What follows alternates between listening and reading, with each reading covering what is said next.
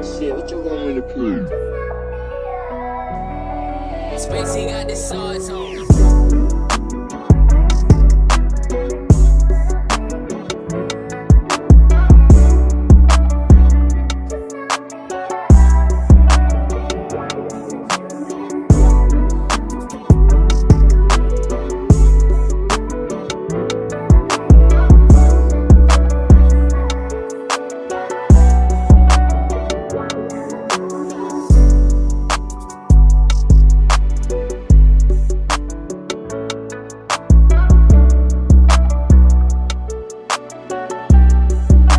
Spacey got the sauce on.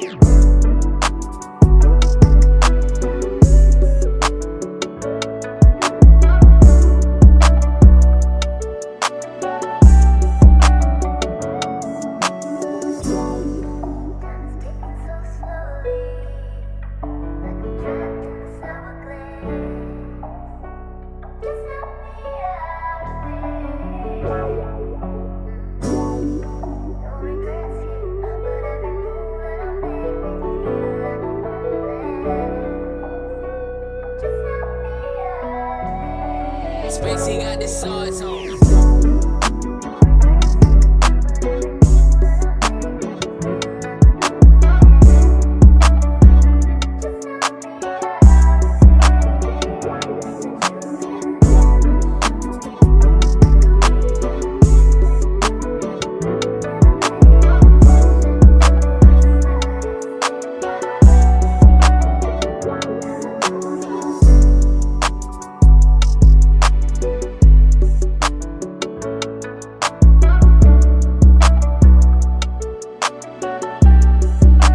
Spacey got the sauce on.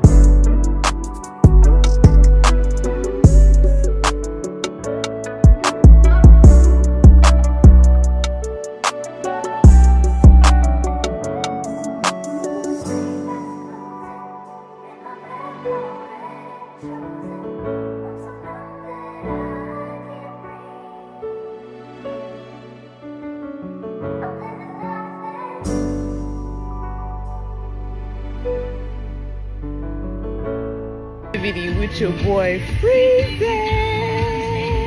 Join in tonight. No captivity. Only the boss motherfucking bitches fuck with motherfucking Eazy. It's no captivity. Get into it.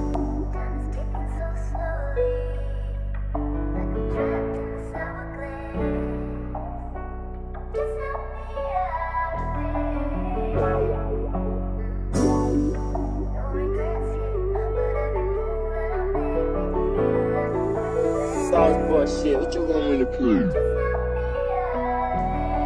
Spacey got the sauce on.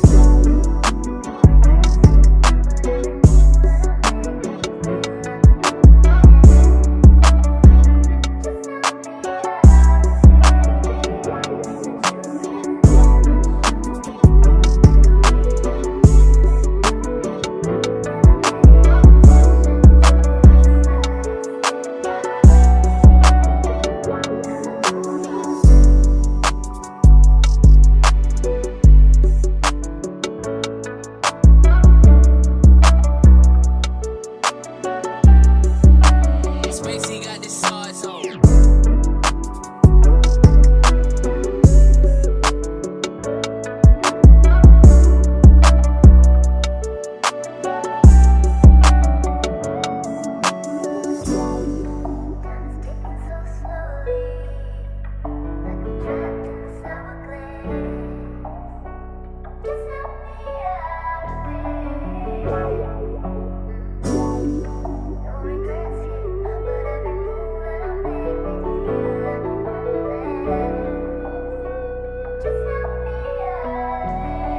Spacey got the sauce on.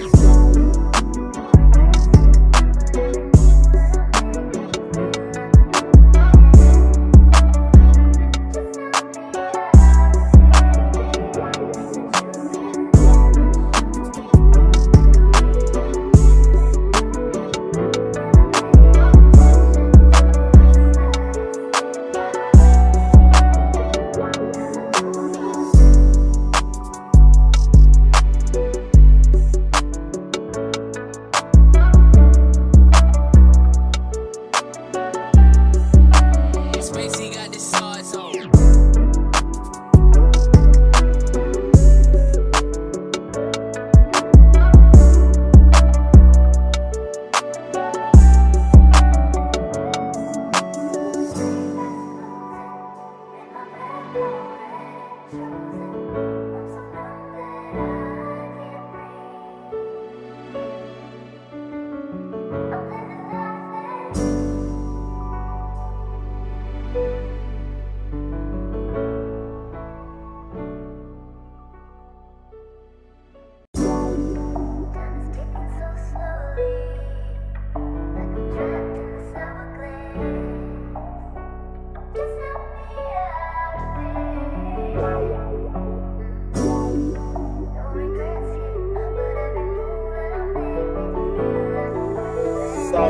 shit, what you want me to prove? Spacey got the sauce on.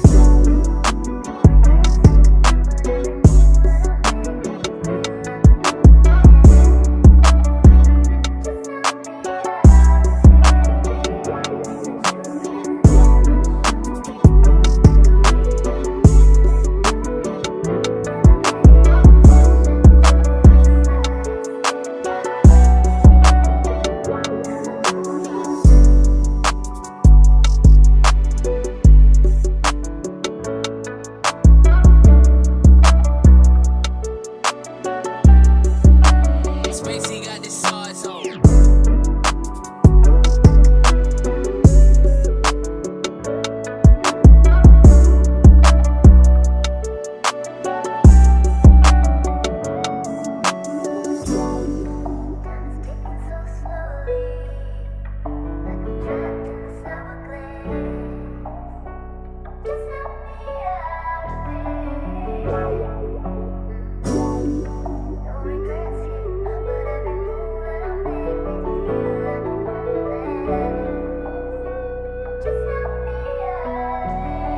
Spacey got the sauce on.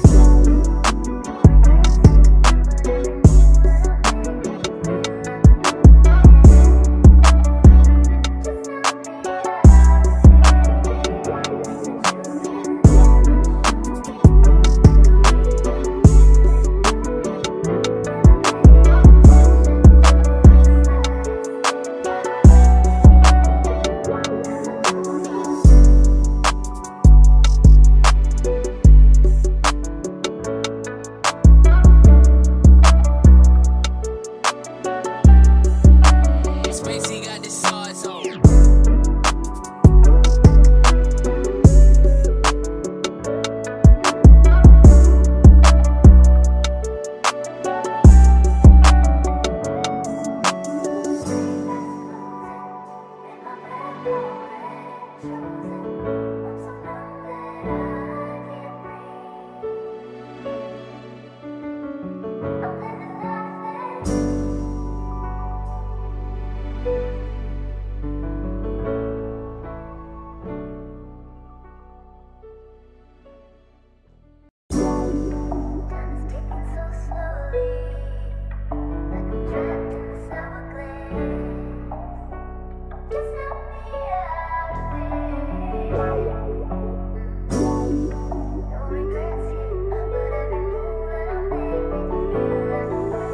Sauce shit, what you want me to prove? Spacey got the sauce on.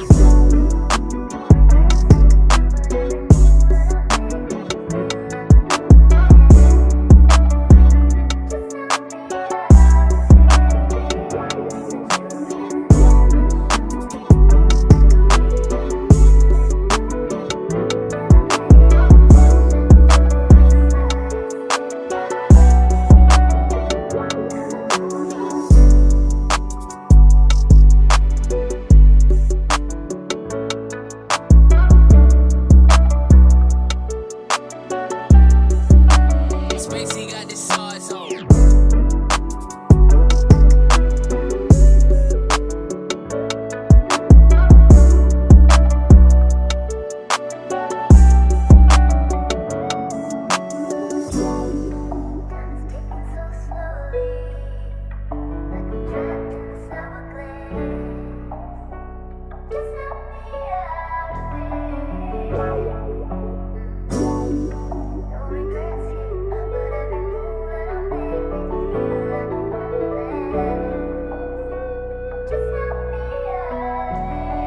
Spacey got the sauce on. Mic check, mic check.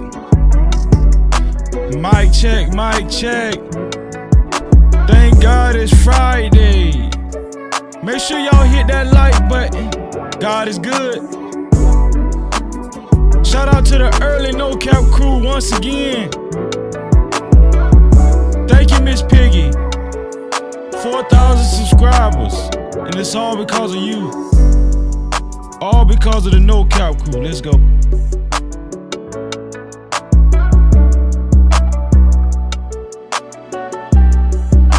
Spacey got the sauce on.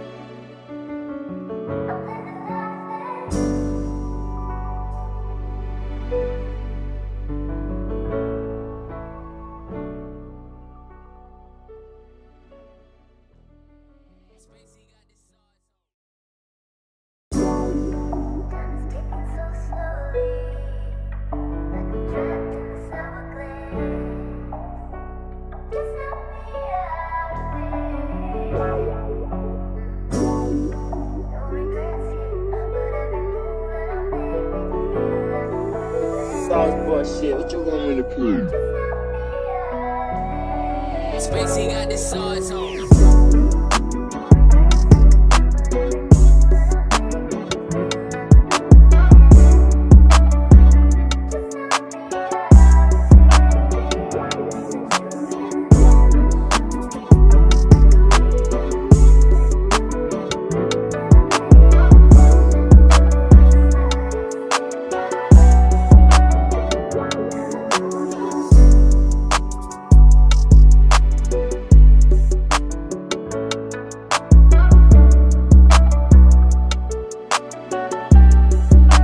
Spacey got the sauce on.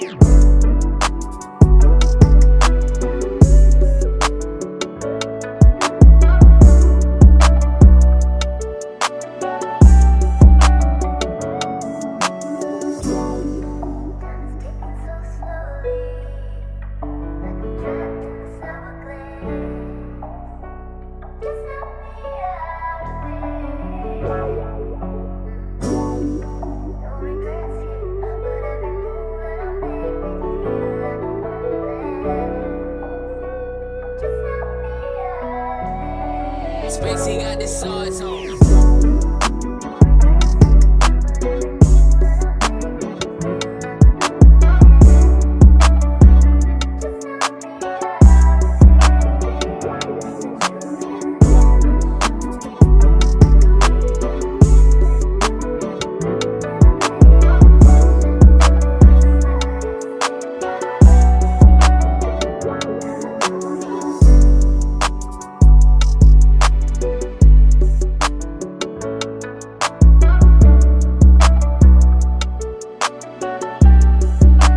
Spacey got the sauce on.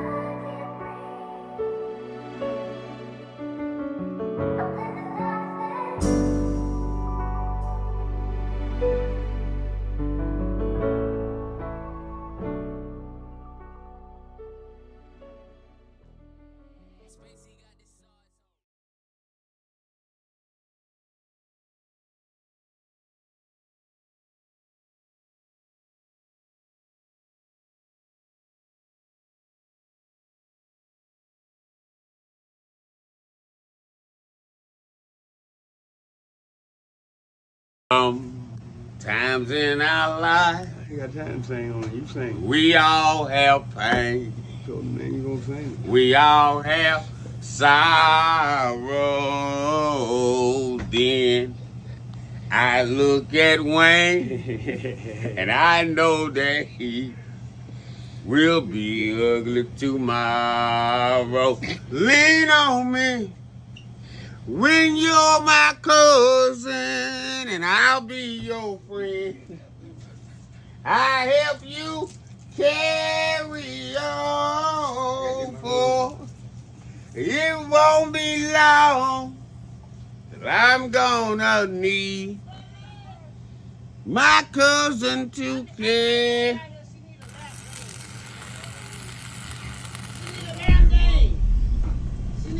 No captivity. Freezy.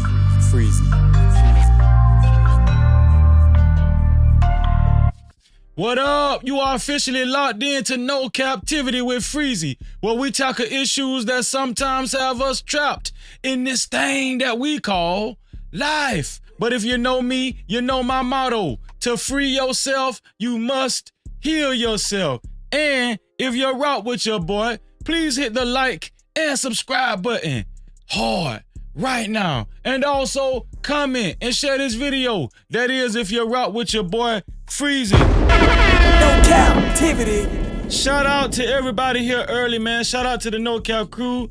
Thank God it's Friday.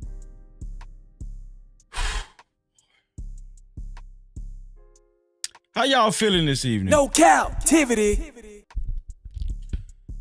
Y'all, this is a touchy subject this tonight. We're gonna talk about marriage. We're gonna talk about who can you trust.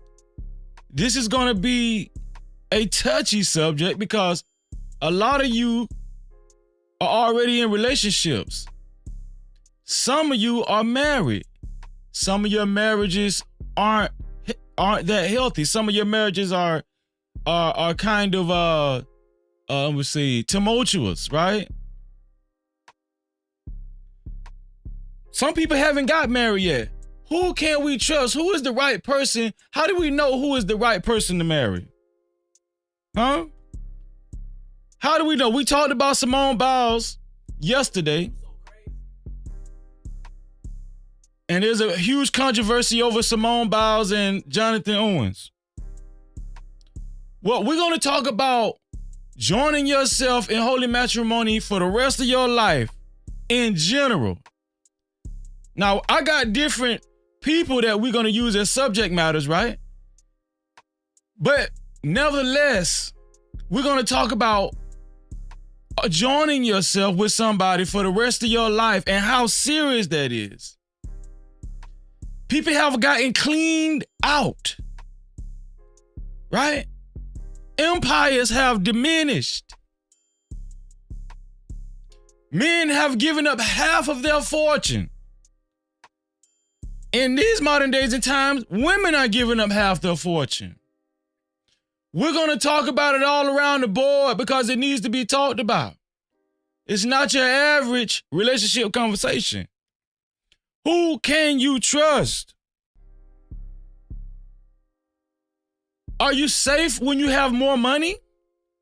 We always talking about the high value man, right? Shout out to Kevin Samuel. No captivity. Let me give a roll call.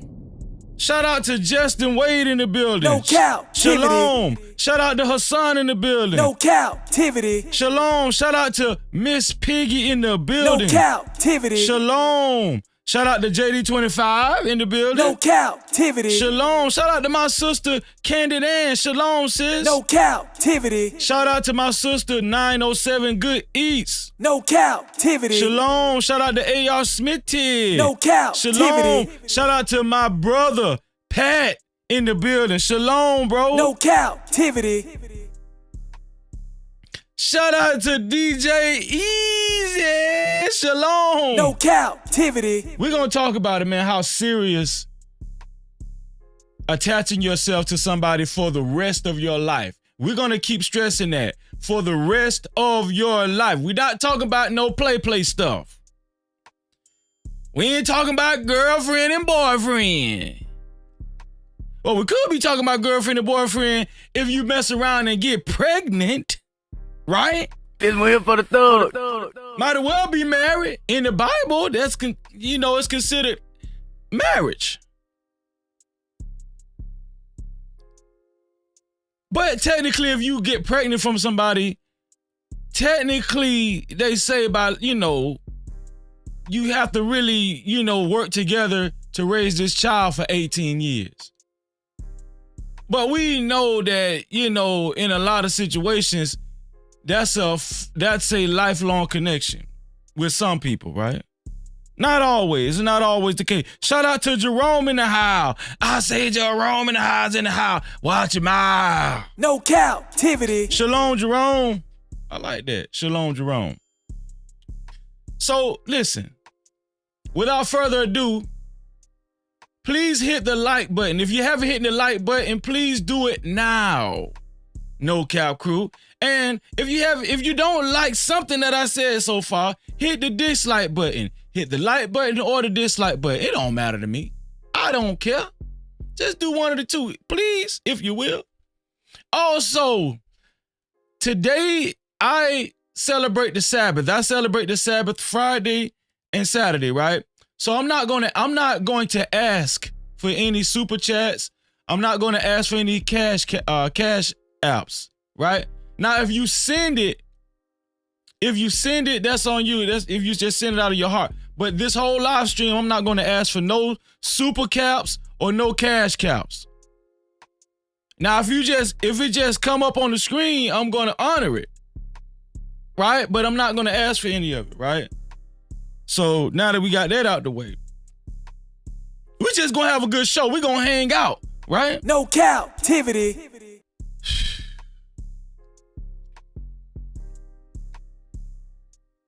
Rick Ross got him a new girl. You guys would consider Rick Ross a high value man, right? I think the girl that's on his lap, I think her name is Christy Mackey. I don't know exactly what she does. I think she's like a model or something. I don't know. But this is his new girl. At least seems happy.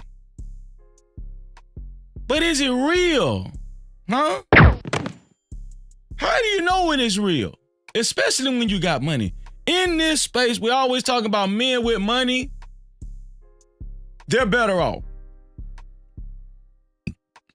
But the women are hypergamous, right? So if a woman is hypergamous and a man got money, that means she's initially attaching herself or initially showing interest in this man because he got money, right? Is that a good thing? Can you trust that? Is that genuine?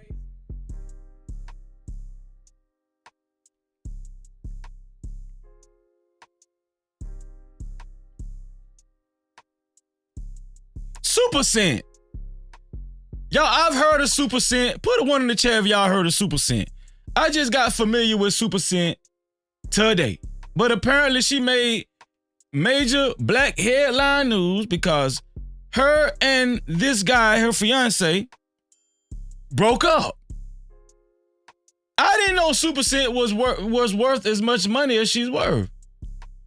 Now, you would think that the guy that she was about to marry, it would be a come up for him, but there's a twist in the story, which we're going to talk about. I got a couple of videos I'm going to show y'all. Well, I got one audio and one video, right? I ain't going to hold y'all long this evening, but we're going to have a good time. Who else is on the chopping block? Oh, Remy Ma again on the chopping block, right? Remy Ma. Of course, you know Remy Ma was married to Papoose. Well, she's been on Front Street to the front of the congregation because word is, the rumor it was that she started talking to the rapper that she's been endorsing by the name of Eazy the Block Captain. Okay, listen, I'm just telling y'all the names. I don't really know these people like that. I'm just here to report the news. That's it. That's it, man. But it's not really about them. It's about who can you trust. Papoose rolled out by, well, how long did he stay down with this girl? How long did Remy Ma do in prison? It don't even matter because we know that Papoose actually held her down for a long time, the whole stint. And now they're going through a scandal. What did Papoose do wrong? Who can you trust? We're gonna talk about how you can be more secure in your relationship, how you can be more comfortable choosing a partner and know, for the most part, you're choosing right. Now, me, in my humble opinion, you know, with some guys that have given advice on this subject matter in the past. Shout out to Kevin Samuels again. Some things I did not agree on. I didn't. I'm gonna go on record and say that. I'm gonna give y'all my synopsis on what I feel like will put you in the best situation possible. You understand what I'm saying? Without further ado, let me see what the first video I'm gonna bring up for you guys. Oh, you know what? You know, we're gonna talk about this first. We're gonna talk about this one first, right? We're gonna talk about this first. This is Darius Jackson. Y'all remember Darius Jackson, right? Darius Jackson, right? Y'all remember Darius Jackson, right? Who was engaged to Keke Palmer. To say the least, they've been going through a lot in their relationship. Ever since she showed up at the Usher concert, half naked, right? No Cap-tivity. He tweeted, and we all know the story. We done heard it a million times already. We not finna report on that. But obviously, as you can see right here, Darius Jackson liked what this woman said that tweeted below. Most men are tolerating nonsense because they're scared to be called insecure by their whorish girlfriends. Most men are tolerating nonsense because they're scared to be called insecure by their whore girlfriends. Yeah, most men are that insecure. I agree with this young lady. And it goes on to read, how is she your girlfriend if the whole world can see her half naked? Then Darius, as you can see, retweeted this with a comment, if you ain't talking birds, I ain't interested. No Cap-tivity. They didn't work out. In the beginning, when we seen them together, they was all peaches and cream, right? It looked like they was just gonna last forever. White picket fence with the White House. Thank you, DJ Ant. He said 6 years. That's how long Papoose held down his wife. Well, she wasn't his wife at the time, but he held her down nevertheless, and they eventually got married. And look how that shit ended up. Do you know how many marriages end up like Papoose and Remy Ma? Now, anything can happen. I don't want to speak too soon, but I don't think it's too much coming back from how Remy Ma has treated the situation. And she's got pretty disrespectful, to say the least. Who would take her back? Did y'all see the wedding that her and Papoose had? I think while they was on Love and Hip Hop, it was extravagant. That was one of the nicest weddings I ever seen in my life. If you seen that wedding, you would think these people was going to ride off in the sunset and never look back. Why does it end up like that? Why didn't, better question, why didn't or how could Papoose not know that Remy Ma was a damn hoe? How you ain't know that? I'm gonna tell you the truth. She damn near sold me in the beginning. I didn't think she was a whore. But it turns out that she is, and Papoose is learning the hard way. Pause. No Cap-tivity. How can we avoid this? How can you avoid these type of catastrophes leading into a marriage, getting engaged, seeking out a life partner? Is there a foolproof way to avoid that? Well, I'm going to talk about how I avoided it, but I know a lot of people don't believe like me. And I get it. I understand. You know, everybody has different walks of life. We have to respect each other, which I try my hardest to do.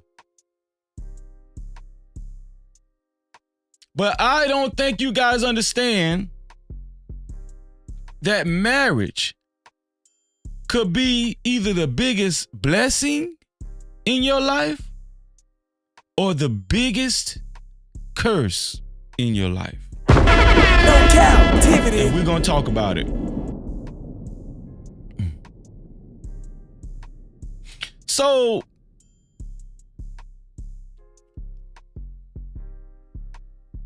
Papoose, Remy Ma, and this guy named Eazy the Block Captain, he's supposed to be a freestyle rapper, right?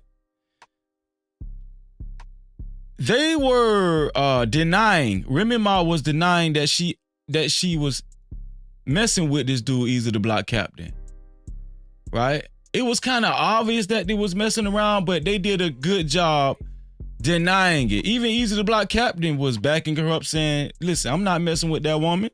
That's what he was saying. Well, Eazy the Block Captain just came out with an audio, recording himself. He's tired. He's tired of hiding. And I have the recording. Eazy the Block Captain is tired of hiding. He's out at Remy Ma. He's talking about Papoose and the altercation that happened between them. We all know Papoose knocked his ass out at a club. He denied that. But he's coming all the way out with it because he's tired. The man done fell all the way in love with Remy Ma, and he can't take it no more. He not taking it no more. This man done fell all the way in love with Remy Ma. Remy Ma. And he said, listen, I'm about to set the record straight. I'm going to set the record straight once and for all. And I have the audio because he did, well, I don't know if he set the record all the way straight, but he did add some more clarity to the situation. We're gonna check it out right now. Let me see if we're gonna go to the chat room right quick.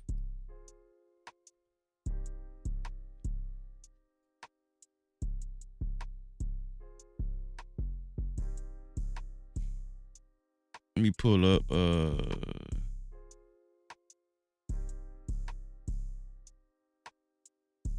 okay, I'll pull up the first one. Oh, okay, so this is the first audio. I think it's two of them, but this is the first audio, right? I want y'all to pay attention to what Eazy the Block Captain said regarding his relationship with Remy Ma. Okay, he's spilling everything. He's spilling all the secrets. Here it is right here. Y'all check him out.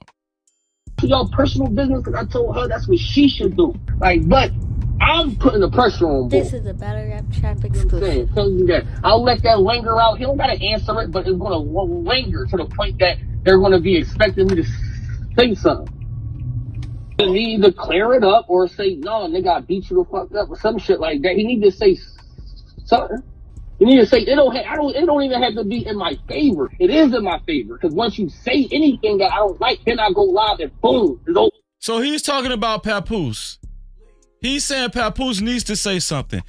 What Eazy the Block Captain is bothered about, he's tired of these rumors that Papoose knocked him out at a nightclub, which turned out to be true.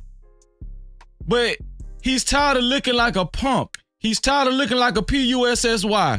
So he's addressing what happened between him and Papoose knocking him out, allegedly. Man, listen, she said, yo, this is what she don't want me to.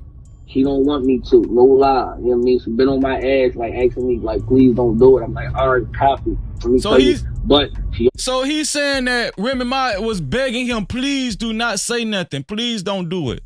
Don't go to this tabloid. Don't go to media. Don't go to social media on this. She was trying to get this guy, Eazy the Block Captain, to keep a secret.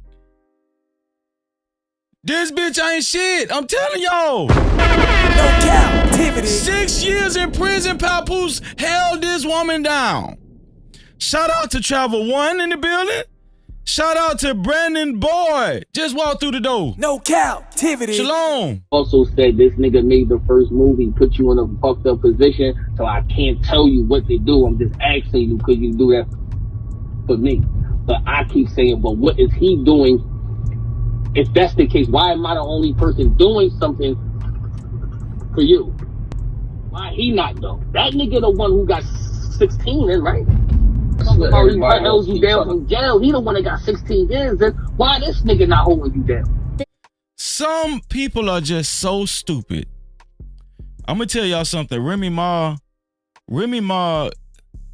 is one of the stupidest people in 2023. This dude, Papu, showed himself to be a loyal man towards you, eventually became your husband, and a good father from what we all could see. Why did she turn her back on Papoose and got with this clown who's talking right now who can't even hold water? Why did Remy Ma switch sides the way she did on a good situation, on a good marriage? Right? This is a Battle Rap Trap exclusive. Like, nigga, he could have stopped all of that shit with a tweet.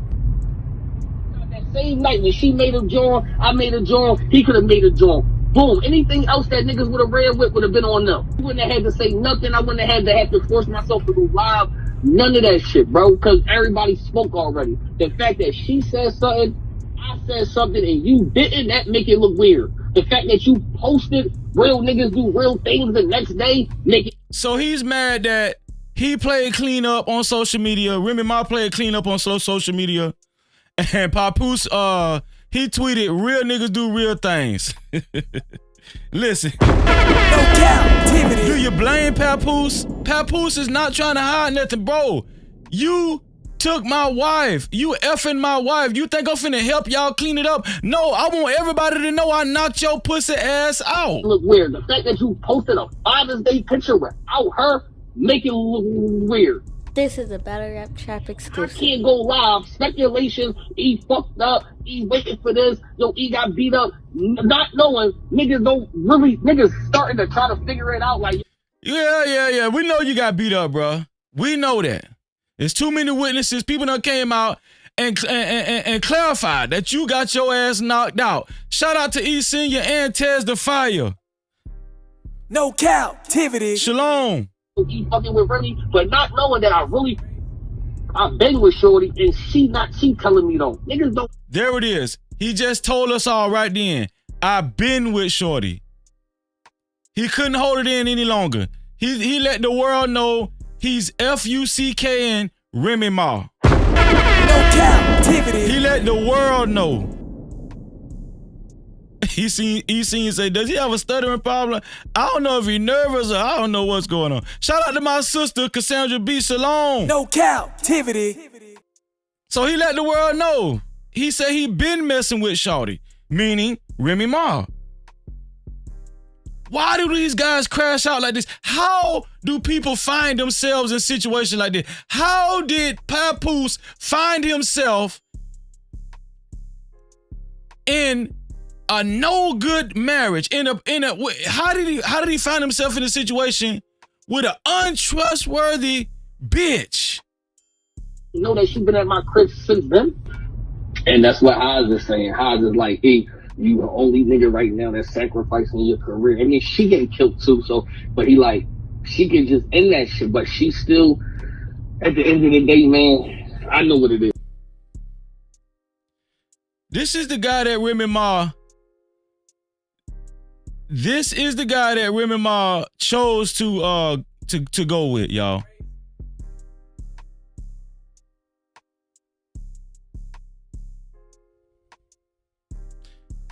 My question is, who's dumber? Papoose or Remy Ma? Put it in the chat. Matter of fact, no, let me put a poll up. Who's dumber? Who is dumber? Papoose or Remy Ma? Let me put the poll up. Who's dumber? I'm typing it now. Who's dumber?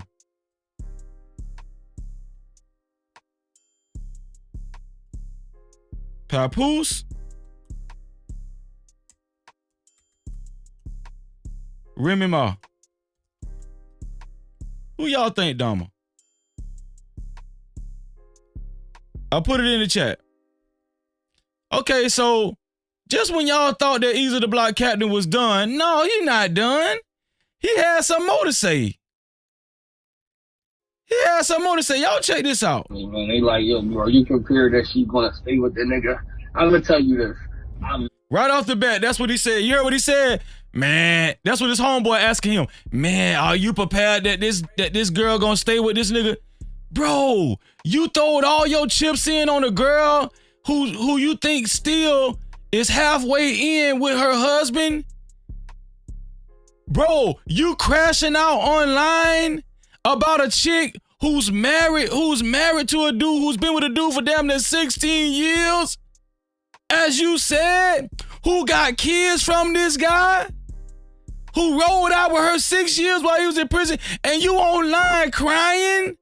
How do we find ourselves in situations like this? Have any one of you guys in the chat or anybody that's been watching in the clouds found themselves in a destructive relationship, in a toxic, worthless relationship, and wasted a whole bunch of time? Has anybody been through this? Has anybody experienced what Papoose is experiencing right now? We're not even gonna mention Remy Ma because we know she a whore, just like the young lady said on the tweet. Who's experienced a relationship like this? Who's experienced a failed marriage? Who's going through a divorce? Who's contemplating on getting married? How do you prevent all of this? How? We're gonna talk about it. We're gonna talk about it this evening. I'm prepared for anything at the end of the day, right? So it's just like, they're always doing my thing, bro. I'm like, yo, I just need to know what you're doing so I know what I'm doing. Like that. So it's just like, you know, as far as that, like, cause it's just, how is that gonna work? How is it gonna work though now? Like, even if you go back. I'm gonna tell y'all something. I tell women this all the time. The dating world is the most dangerous for women.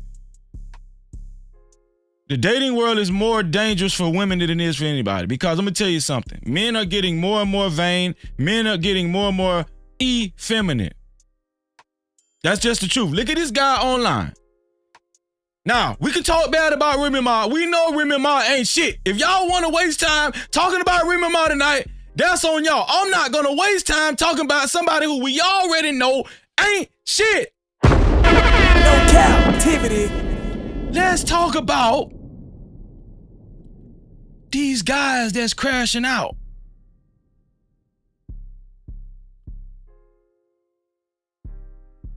Papoose showed himself to be a good dude. Papoose showed himself to be an honorable husband, an honorable friend, more importantly. Why didn't Papoose know, or how couldn't Papoose have known who he was marrying? Is there a way to know? Is there like at least a 75% chance of knowing who you're attaching yourself to, possibly for the rest of your life? With the ball, right? Which, all right, I'll come out, explain everything that happened. Yo, we was fucking with each other. You was cheating on ball, such and such. Whatever happens, let's say Love and Hip Hop pick it up. Y'all get back together. How does now? I get a bag. You know what I mean? I get a little bag. I get a little check, couple little. You know what I'm saying? Such and such a. You know what I mean? I'm the boy that such and such a cheat. I'm around now. I'm a little bit. So at the end of the day, it kind of fit. You know what I'm saying? Like. Now, I'm going to just tell y'all the truth. I don't know what the fuck this man just said just then, but we're going to keep going. This one here for the thug. It's for everybody's wrong. Like, so, but you're still going to get caught. I don't give a fuck if we don't fuck with each other or not. You're still going to get caught. I don't give a damn if we fuck with each other or not. This dude is weak as hell, and I guarantee you Remy Ma is scratching her head right now asking herself, why in the hell did I fuck with this pussy ass nigga? Why? No captivity. I'm at the go.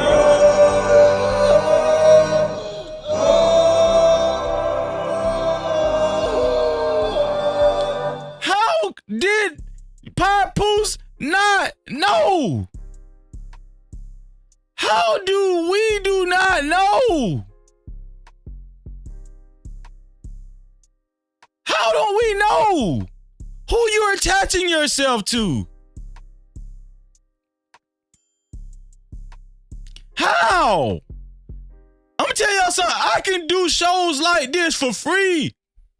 Happy Sabbath. Let's go. This one here for the thug. This is a Battle Rap Trap exclusive. Yeah, so far she saying she fuck with me, I believe her. You know what I'm saying? So I'm gonna go with that. But you're right though. Anything can happen. I'm talking about what I'm saying. That news of cheating and all of that shit go anytime. It don't matter if it's a week or whatever. Like the only reason why it's sparking is because you did some corny shit. You did some sucker shit. And Didn't we all know this was gonna happen?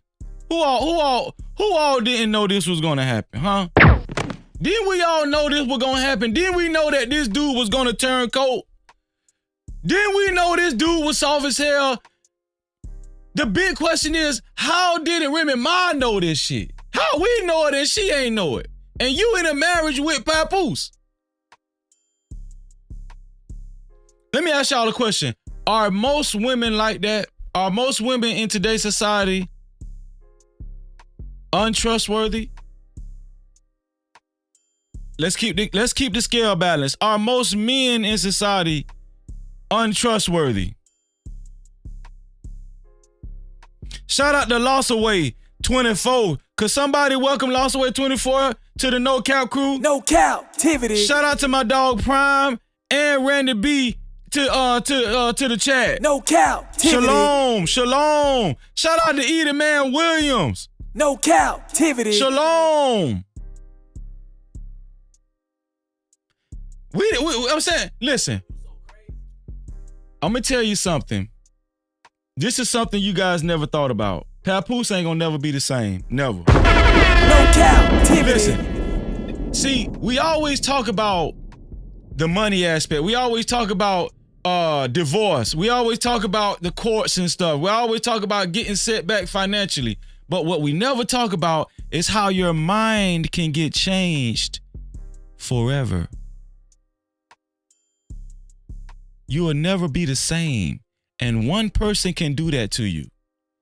One. It's almost like witchcraft. Not almost like, it is witchcraft. Because these people can have such a profound effect on the rest of your life and your mentality and the way you look at people and relationships hereafter. Have you ever thought about that? How many, some of you guys out there have already been changed mentally. How many of you have never been the same since that one relationship? Put a 1 in the chat if I'm going somewhere. How many of you out there have never ever been the same since that one relationship? And you know what relationship I'm talking about. I don't know, but you do. How many of you have never been the same since that marriage? Some of you guys have been married twice, 3 times, but how many of you have never been the same since that one marriage?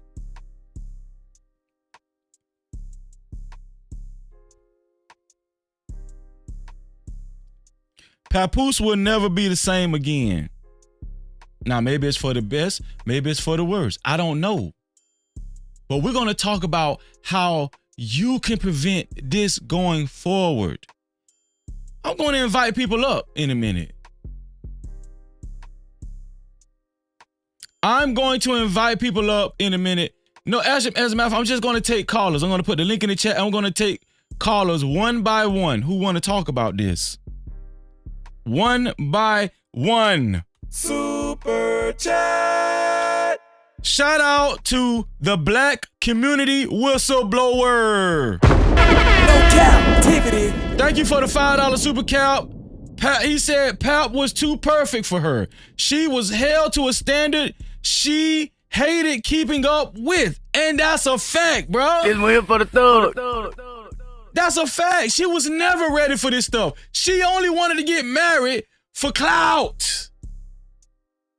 Most women, that's what they want to get married for.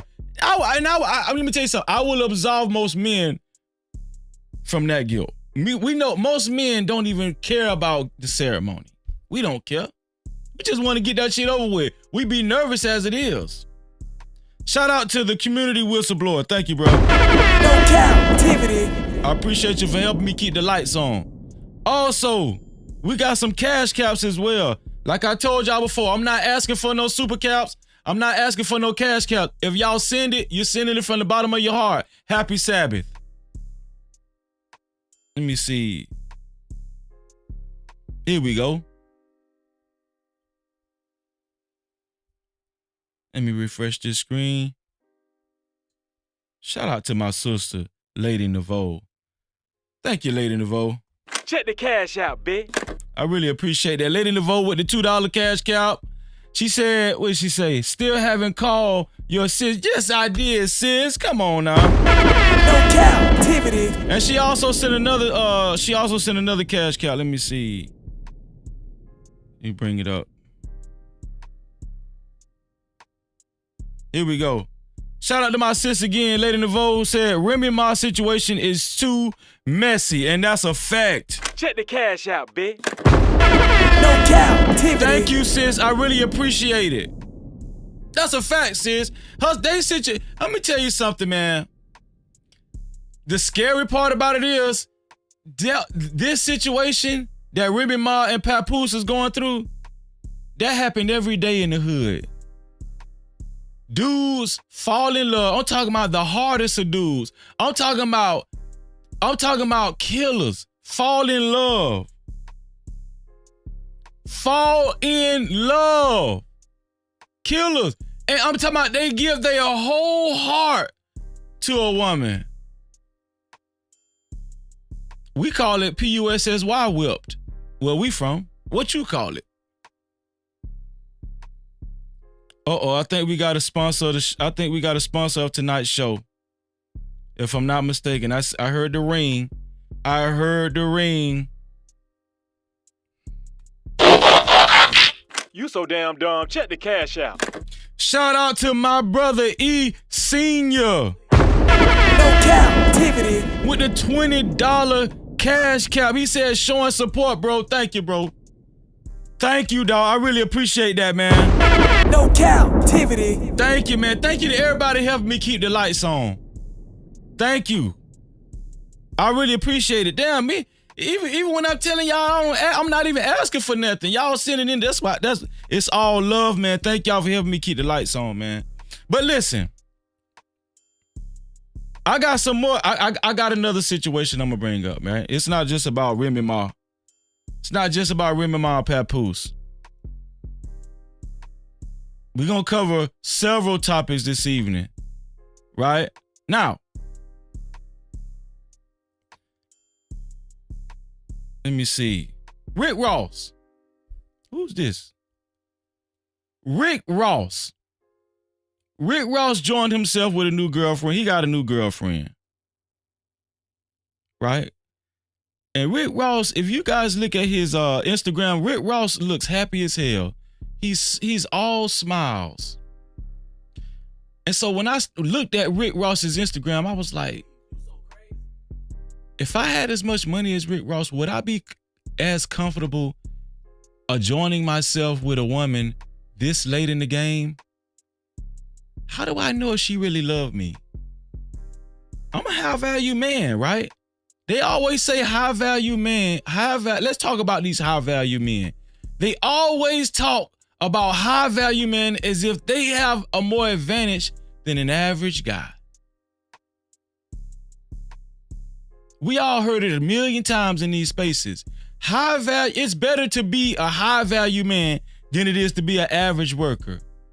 Well, once you break that certain financial threshold, how do you know the woman that you meet, that you fall in love with, actually is genuine? Let's say if you're looking to get married, how do you know this woman gonna have your back for the rest of your life? How do you know this vain woman, 9 times out of 10, we know that's what it is. How do we know this hypergamous woman, y'all like to use these words, it's not me, it's y'all, it ain't me, it ain't me. It ain't me.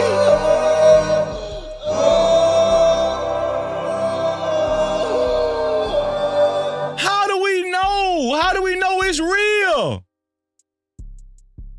To be real. To be real. Shout out to Adija Johnson. Y'all welcome Adija Johnson to the No Cap crew. Shout out to McCall Faith. How you doing, sis? No Cap-tivity. Big bad bull in the building. Let's go. No Cap-tivity. Shalom. Joyce Texaria, how you doing? Texara, how you doing, Joyce? It's good to see you always, sis. No Cap-tivity. Shalom. Rick Ross is happy as hell. Y'all want to go look at Rick Ross' Instagram? Y'all want to look at Rick Ross' Instagram? I'm gonna show y'all. Y'all don't believe y'all don't understand how happy Rick Ross is. This man, he's acting like he's found the love of his life. Just like Papoose was acting. Right? But is it real? How do you know when it's real? Everybody got the answers, but we ain't really talked about the real answer. Right? How do we know it's real? Let's look at Rick Ross's Instagram. Shout out to my dog Emperor in the building. What's going on, bro? No Cap-tivity. Shalom. Shout out to the Clarkway TV in the building. No Cap-tivity. As a matter of fact, let me see. E Senior, you are the official sponsor of tonight's show. As of now, let me see. Let me make sure I put E Senior as a sponsor. E Senior.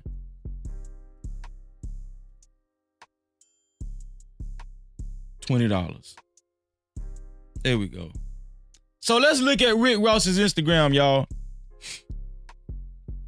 Cause I don't want y'all to take my word for it. Let me see. Rick Ross Instagram.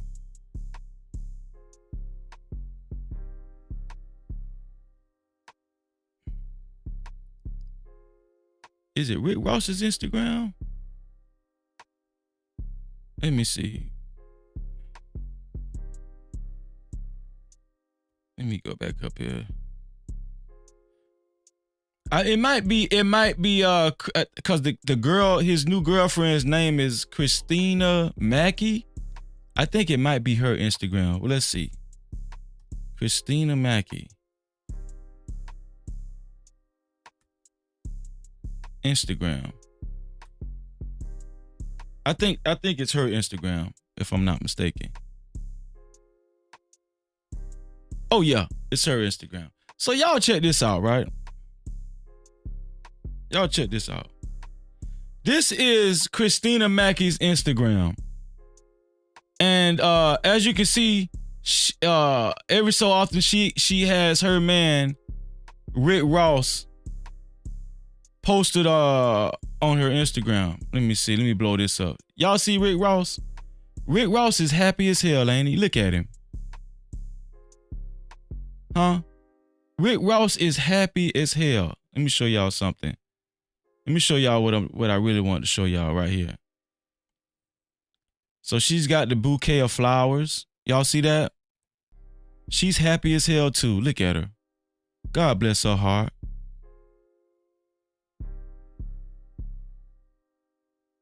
Y'all see that?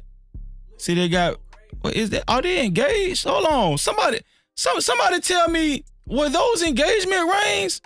Or was I just seeing things? Hold on. Let me see. Let me blow this up. Were those engagement rings, y'all? Let me see. Are those engagement rings, y'all? Is it just me?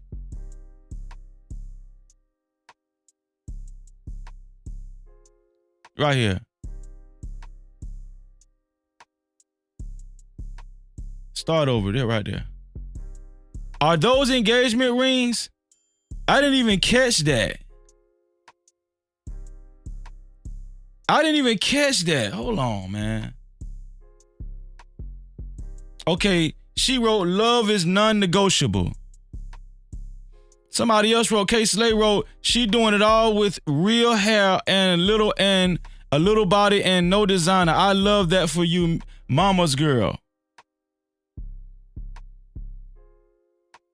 Is this real? Is this going to be? If Rick Ross is contemplating on marrying her. Emperor say, nah, those are not engagement rings. Okay. I don't know. Shit. But if he's contemplating on marrying this woman, is it real? Rick Ross got a lot of money. As you can see, we see the Wingstop right here, right?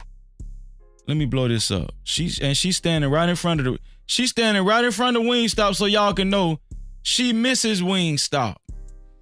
Do you see what I'm saying? Is this real? Is the love real? Or is her main concern, her primary reason for being with Rick Ross is because he is well off. He's a high value man. Is that the reason why she's with Rick Ross? How can Rick Ross know if this is 100% authentic?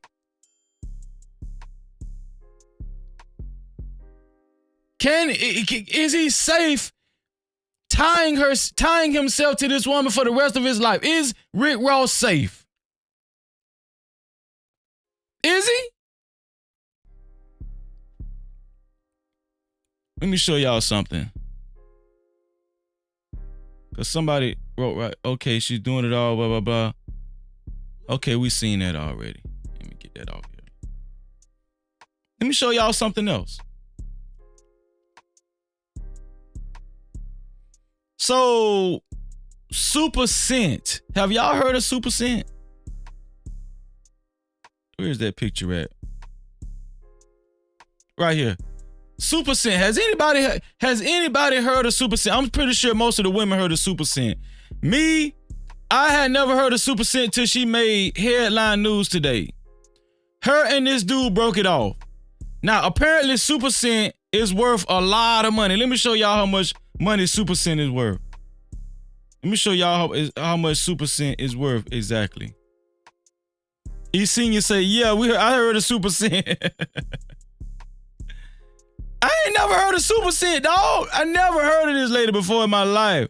But apparently she all over social media. Okay. Is it saying she's worth right here? She's worth, okay, right here. Let me show y'all what they saying she worth. Y'all see this right here? They're saying she's worth $50 million. Now, I had to show y'all that because this is important before we actually get into the news of Super Scent and her now ex-fiance. Now, you would think Super Scent broke that shit off because we don't even know who her fiance actually really is. Right? You would think Super Scent was the one that broke it off. Guess who broke this damn shit off? No cap. Guess who broke off this damn engagement? Oh, realistic vibes. Shout out to my sister in the building. No Cap-tivity. Shalom, realistic vibes. She said, yes, I know her in real life before she became a millionaire. Oh, really? Wow. No Cap-tivity. Thank you, Red Lipstick Vibes, for letting us know that. Well, maybe you can add some more information to. Maybe you can call in and add some more information to this situation. I don't know. But she's worth $50 million. And let's look at how she amassed all of this wealth initially. Here's Super Cent. I think she's from Louisiana. It says enterprising, innovative, trailblazer, overcomer, charismatic, and supportive are a few adjectives that flawlessly describe Raynell Super Cent Stewart, owner and founder of Crayon Case, a $50 million cosmetic brand. So she made her money off cosmetics. No Cap-tivity. Cosmetics.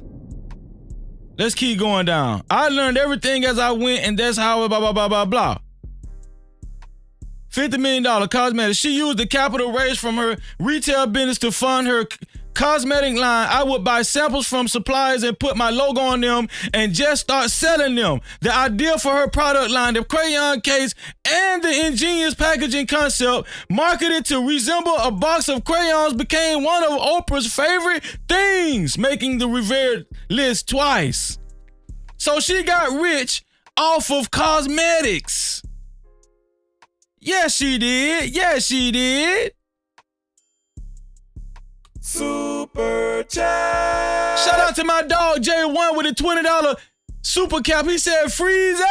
No Cap-tivity. Co-sponsor right off the bat. E Senior and J1 are co-sponsors of tonight's show. Let me fix that right now. Let me see. And J1. $20.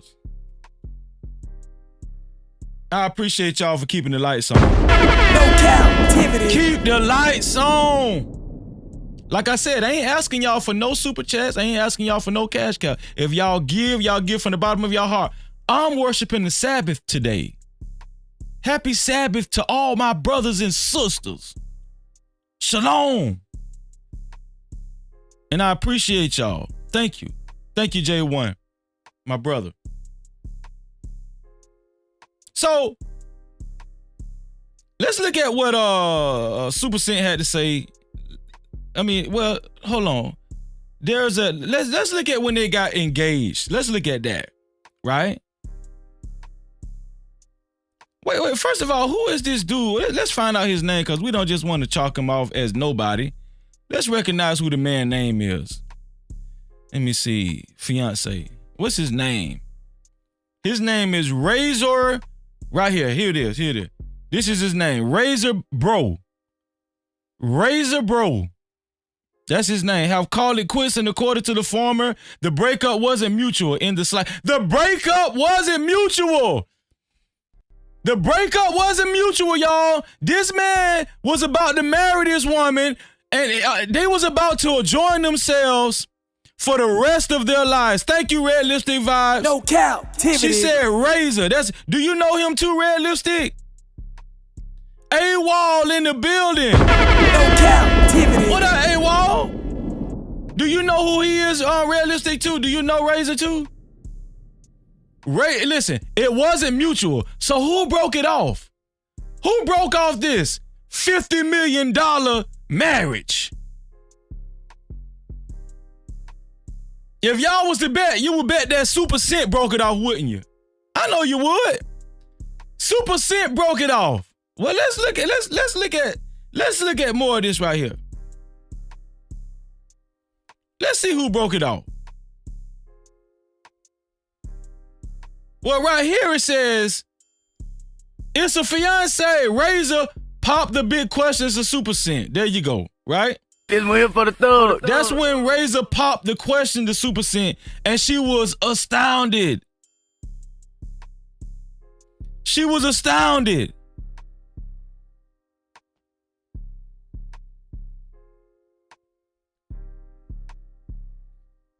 Here's the engagement ring. Here's the engagement ring, y'all. Razor and Super Cent. Nice ring, might I add. Let's keep going.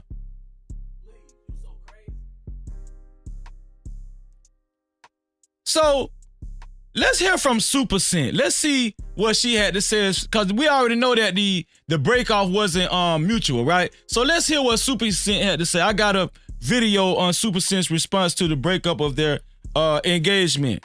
So let's see what Super Sin had to say, because we got to break all this shit down. Here we go. I'm going to go ahead on and drop this tea before somebody drop it for me. I am no longer in a relationship. I am no longer engaged. I will not be friends with my ex. This was not a mutual agreement. I will not ask for privacy at this time because I know what come with this. I had a public relationship, so I have no problem with y'all speaking publicly about it. I will not be dating no time soon. Don't ask me. Don't even be expecting it. You will not catch me with nobody. You will not catch nobody with me. So yeah, I dropped that tea before somebody could drop it for me. There you go. Have a great day. Now, did she ever say she broke off the engagement? Did she ever say that during this whole soliloquy? It's here for the thug. Let's listen to this again. I'm going to go ahead on and drop this tea before somebody drop it for me. I am no longer in a relationship. I am no longer engaged. I will not be friends with my ex. This was not a mutual agreement. I will not ask for privacy at this time because I know what come with this. I had a public relationship, so I have no problem with y'all speaking publicly about it. I will not be dating no time soon. Don't ask me. Don't even be expecting it. You will not catch me with nobody. You will not catch nobody with me. So yeah, I dropped that tea before somebody could drop it for me. There you go. Have a great day. Okay, so Super Sin say she's not really telling us if she broke it off or not. She's saying, I would not be in a relationship. You would not catch me with nobody. I would not fart in the bathroom. I would not fart in bed. Okay. All right. No captivity. So let's see what Razor had to say. I see your comment, Red Lipstick Vibes. I'm going to read it shortly. Let's see. Let's see what Razor had to say. Let's hear from Razor. So here's Razor's comment, right? I think this is an Instagram post. Razor wrote, I dodged the bullet and walked away clean. Razor is insinuating he's the one broke it off from a person that's worth $50 million. Razor is saying he broke it off. I couldn't ask God for anything more. No dirt on my name, no scandal, no cheating. It's nothing anyone can say bad about me besides it didn't work out. I'm at peace with my decision. All smiles. No captivity. So Razor is saying he dropped the bullet. He walked away clean. He's saying he walked away. Let's see what Realistic Vibes had to say.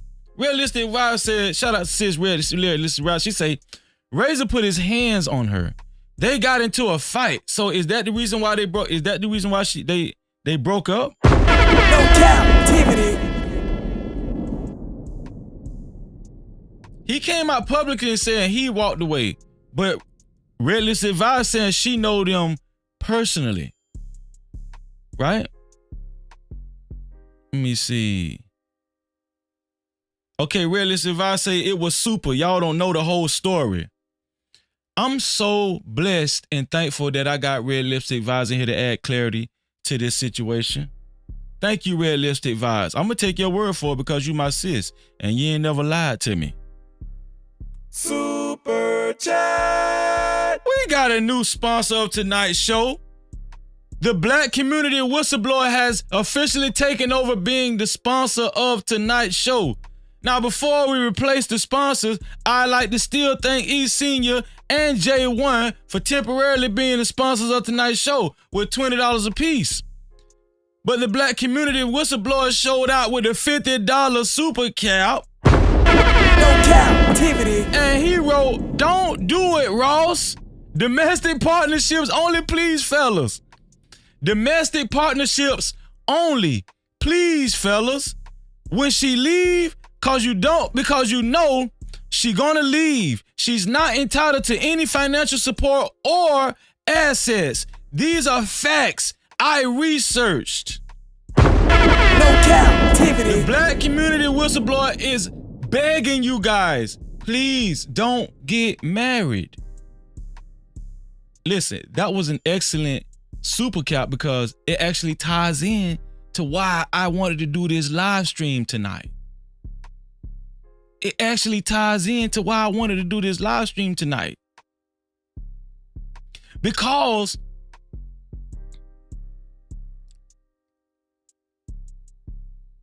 men and women, right? I've heard say that marriage is less of a desire.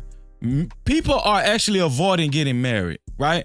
Why? Because we've heard so many horror stories, just like the black community whistleblower just conveyed. What's the biggest reason why people are getting divorced? What's the biggest reason why people are avoiding marriage? They don't know how to pick the partner. Now, the black community whistleblower is inclined to believe Freezy. I'm pretty sure I can hear the black community whistleblower saying, Freezy, you'll never know who's the right partner. The best way to avoid it is just don't get married. I feel that, dog. No Cap-tivity. Well, I'm married already. It's too late for me. But I will say this. I think I did a pretty damn good job picking my wife. And I'm going to share with y'all what helped me. But guess what, though? I'm of a certain faith, right? I believe in the Israelite faith. I'm in the truth, right? I read my Bible all the time. I believe in the Bible. Now, I will say this. I respect everybody who does not believe what I believe. This is not a religious, I'm not going to beat y'all down with it.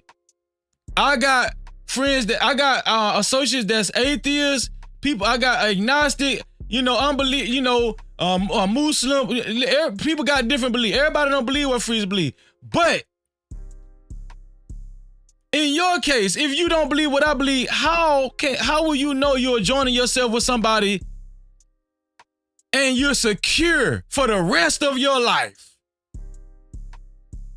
If you fall sick, if you fall ill, do you know for a fact that this person will wipe your ass, will take care of you? Do you know that? Do y'all even think about that when y'all get married? Everybody lovey-dovey, right? I appreciate that, the black community whistleblower. I really appreciate that. Let me change this down here.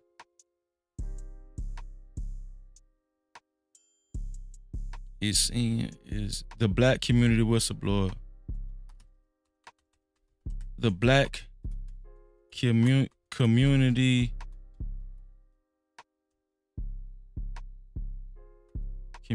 whistleblower.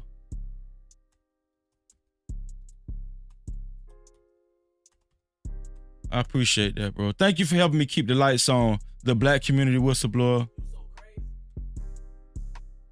In a big way. With the big $50 super cap. Thank you for helping me keep the lights on, bro. No Cap-tivity. I really appreciate that, bro. Let me see. Make sure.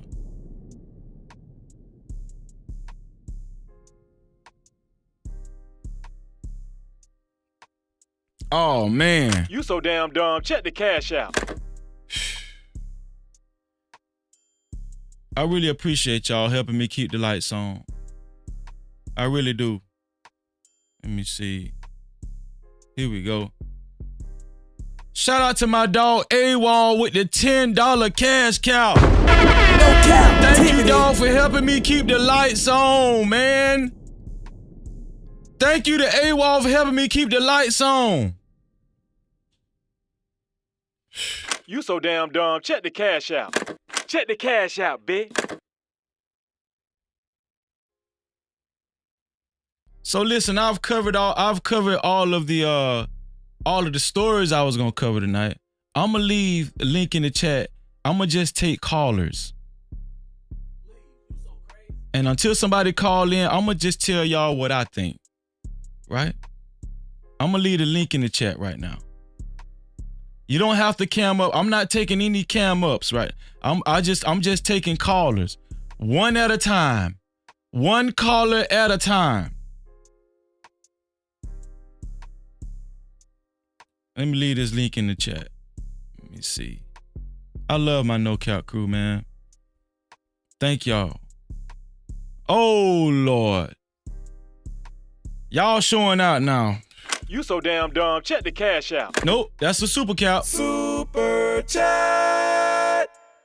Shout out to J1. No Cap-tivity. Another co-sponsor, J1. Actually, yeah, J1. Actually, J1 is the official sponsor because he's given a total of $70. He's given a total of $70. So J1 is the official sponsor of tonight's show. $20 plus $50 is $70. In order for the community whistleblower to be co-sponsor, you have to give an additional $20. I'm not telling you to, I'm just saying that's how we do it over here. I count everything. J1 is an official sponsor for $70.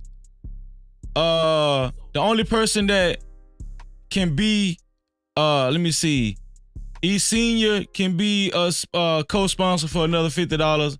Everybody else, it has to be $70 or more to be co-sponsor or sponsor of the show. Let me read this right here. J1, $50 super cap. He said, hey, I won't be outdone that easy for my guy Freezy, Mr. Black. Respect to my necker. Turn dog. No Cap-tivity. I appreciate that, dog. I'm at the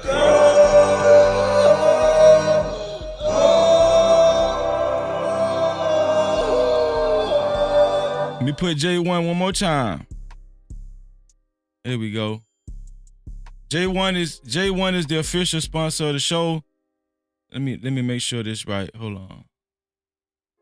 Let me make sure this is right.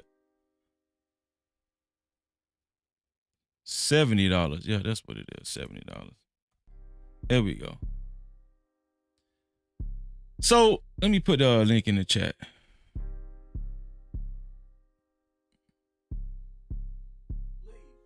Here's the link in the chat. Call in, y'all. Let's talk about it. I want these marriages to last forever, right? I really care about that. Let me see. Let's talk about the high value man concept. Does the high value man concept still hold up, and does it still hold up? Kevin Samuels broke down the high value man concept a long time ago, but does it still hold up? I pinned the link to the top of the chat. Does the high value man concept still hold up in court? Are high value men still in the best position possible of getting a wife or getting a significant other?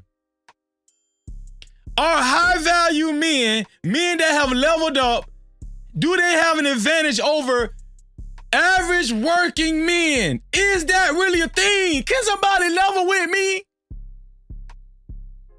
That's all I've been hearing for the last 2 years. Well, Rick Ross got a significant other, and she seems so lovey-dovey, don't she? Don't she seem lovey-dovey? She holding on for dear life. Well, is she with Rick Ross genuinely? Is this real? Jerome said nope. I think Jerome was saying nope to the high value man concept still holding up. Jerome say no, it's not holding up, Freezy. I'ma just tell y'all the truth. I would feel so uncomfortable, right? And I'm not no broke dude. But if I wasn't married, if I was just a bachelor out here and I was well off, if I was well off, right? I'm not no rich dude. I'm just letting y'all know that now. I'm not rich, okay? I live just like y'all. I'm not no better than y'all. I'm telling y'all that right now. Y'all ain't finna get me up here showing out, acting like I got all this money. No. Shout out to the people who do. I'm not hurting or nothing like that, right? But but I got to keep the lights on just like y'all. But I'm asking y'all, does it still hold up in court that high value men have more of an advantage in selecting women or getting a woman or getting a wife than the average working guy? Is that the case? Huh? Super chat. See, y'all showing out now, man. Y'all is showing out. I'm at the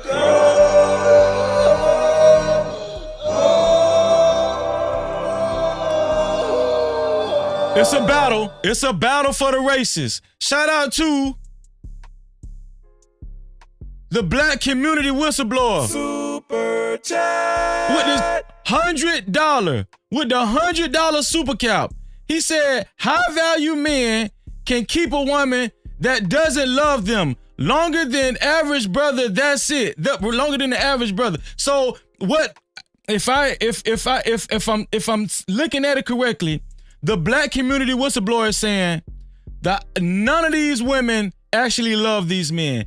The Black community whistleblower is saying no matter if you're a high value man or a average working man, none of these women actually love you. The high value man is only just going to be in a relationship longer because he has more money. That's what he's saying. No Cap-tivity. Shout out to the Black community whistleblower for the $100 super cap, bro. I really appreciate you for keeping the lights on. Thank you, dog. This one here for the thug. Thank you, man. I really appreciate it. So, the community whistleblower is the new sponsor of the night show. With $150. $150. Let me see. The community whistleblower. $150. The community whistleblower, thank you, dog, for helping me keep the lights on, bro. I really appreciate it. No Cap-tivity.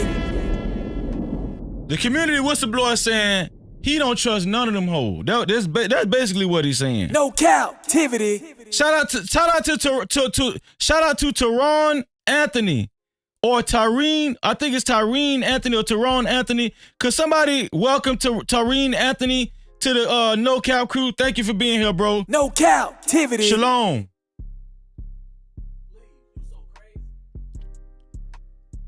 Let me read y'all my notes. Marriage is a serious issue, especially in today's society. Ain't marriage serious? Marriage has actually broken people. Not just marriage, regular relationships. When men actually get women pregnant, it has broken men and women down to the core. Heartaches and pain. Broken hearts. You're never the same. You got kids. Bitter. You're bitter. You start following people like these crazy ass misandry podcasters. You start following these crazy ass misogynistic podcasters. I ain't gonna call no names. I'm not gonna do that. But shit get extreme. This why these YouTube channels is big business now. Y'all want to know why it's big business? Because these marriages and these relationships are not working out. That's why these savants, that's why Kevin Samuels was big business. How do you know if a person you're talking to is trustworthy or is trustworthy of spending the rest of your life with? Is it like rolling the dice? Answer that. Is picking a life partner like rolling the dice? Or is there a secure way in picking your life partner? I don't want to keep saying life partner because it sounds like it's like some LGBT or some alphabet type stuff. Y'all know what I'm trying to say. Shout out to RP Tipsy Nomad. Could somebody welcome RP Tipsy Nomad to the No Cap crew? No Cap-tivity. He said, Freezy, what's good, bro? Did you hear about the chick that set up Merlin Santana, showing no remorse about what she did on social media? No, bro, I ain't hear about that. No Cap-tivity. I'm gonna look it up, man. I might report on it. I really appreciate that, dog.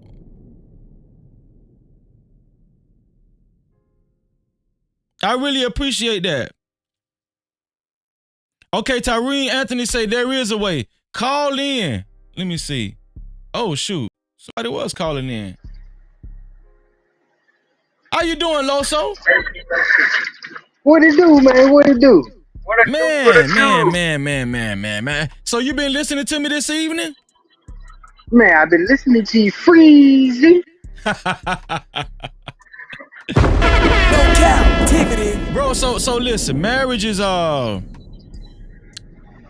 has become damn near like life or death now, right? I'm pretty sure. First of all, have you been married before? Are you married, bro? No, man. I'm single, man. So, do you have the desire to get married in the future? I do have the desire to get married, man. And so, how do you feel about marriage? Is it discouraging? Do you look at it more in a negative light or a positive light? To be honest with you, man, I am I'm 50-50. I was like, when I say I'm 50% for it, is because of what I've seen when I was growing up. Like, I've seen the blueprint. My mom and my dad. I was like, man, they successfully were married until my dad passed away. Oh, but man, I'm the sorry to hear dynamic that, bro. between, I'm sorry to hear that. yeah, man, it's all good. But the dynamic, as you know, growing as a little jit, to see how they operated with each other, and how it was the ebb and flows, and that right there is encouraging. You know what I'm saying? Because I seen it. I was like, man, when my mom and dad, like, when they get into it, me and my brother, we never saw it. Right. They'll go into the room. I was like, they'll go into the room, handle their business, come back out, and even if they did have a little friction between each other, they never stopped doing for each other. And that right there was key for me. Like, they may have had a disagreement on a certain thing, but just because they had a disagreement, my mom always cooked dinner. My mom always made sure this. My dad always made sure, honey, this is what it is. Honey, this is what that. Even though they just had a disagreement. And then I remember my dad told me this one day. He was like, son, never go to bed mad at your significant other. And I asked him, I was like, what you mean by that? And he was like, because tomorrow's never promised. He's like, now if you go to bed and you wake up one day and the next day and something happens, you will live with that regret. You would of being mad at your significant other. So he said, make it sure that it's your point to never be mad at your significant other. So I seen that side of it. I seen how it works out. Now, now the modern day, because, my parents were older, you know what I'm saying? They were like, 60, 70 and stuff. They were older. Now going into the modern day, man, that's the part that is scary, because I have that blueprint. I operate off that. I was like, man, when I'm looking for a woman, I'm looking for that blueprint of what I see my parents do. How nowadays, old are you? How old are you? Man, I'm 34. I'm 34. Okay, you're still young. Go ahead, bro. You know what I'm saying? So now that like you said, because I'm getting pressure from my mom and my sisters, like, man, when you gonna get married? When you gonna have kids? And because all my sisters got kids and all this, and I'm like, man, hey, I'm chilling. When I find that right woman, then that's what I'm gonna pull that trigger, because I see what's going on right now. I am repulsed by the ratchet. I can't stand that shit. I can't stand it. It irks my nerves. I was like, when I was like 15, 16, I was with that. But now that I'm older, man, I can't stand it. I was like, man, this bitch ratchet. I'm going to have problems with you. The hint of an attitude. Oh, no, I ain't got time for that. Because of my personality, I don't have time for that. If I tell you to do something, I expect you to do it. So you still talking to you? Are you in the relationship with them now? No. I'm talking to this particular chick now. We've been steady for a couple years. Okay. and it's been up and down, up and down. I was like, because, and I was like, in a part of me because I've been really trying to give her a chance to actually see if she can understand where I'm coming from. And it's been like talking to a brick wall. Like, How long have dang, you been chick, like, talking to her? for 3 years now. Okay, so when you met her, did she have like an attitude problem as soon as you met her? No, that was the thing. She did not display that. Like when I met her, like man, I met her at my job because I'm a manager at Subway. I'm the general manager at Subway, so I see women come in, different types of women every single day, from the baddest bitches to the ratchetest bitches. But when she came in, it was always a smile, friendly, like, and that's why I hollered because she stood out. I was like, yo, shawty different. Hold on You know what I'm one saying? second, Loso. Hold on 1 second. Super chat. Shout out to J1. Once again, J1 with the $100 super cap.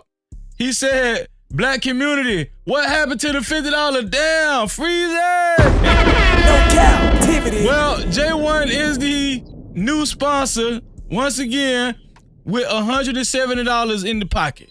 Shout out to J1. This one here for the thug. Thank you, J1. I really appreciate you, man. I appreciate all y'all, but thank you, J1 is the official sponsor right now with $170 in the kitty. I really appreciate you for helping me keep the lights on, bro. Thank you, bro. Super chat. Go ahead, Loso. So you say you was a manager at Subway, right? So, and you've been talking to this woman for 3 years. Do you plan on marrying her? Man, I told her that. I was like, yo, shawty, yo, you check off these boxes. Right. You check off this box, you check off this box, you check off this box.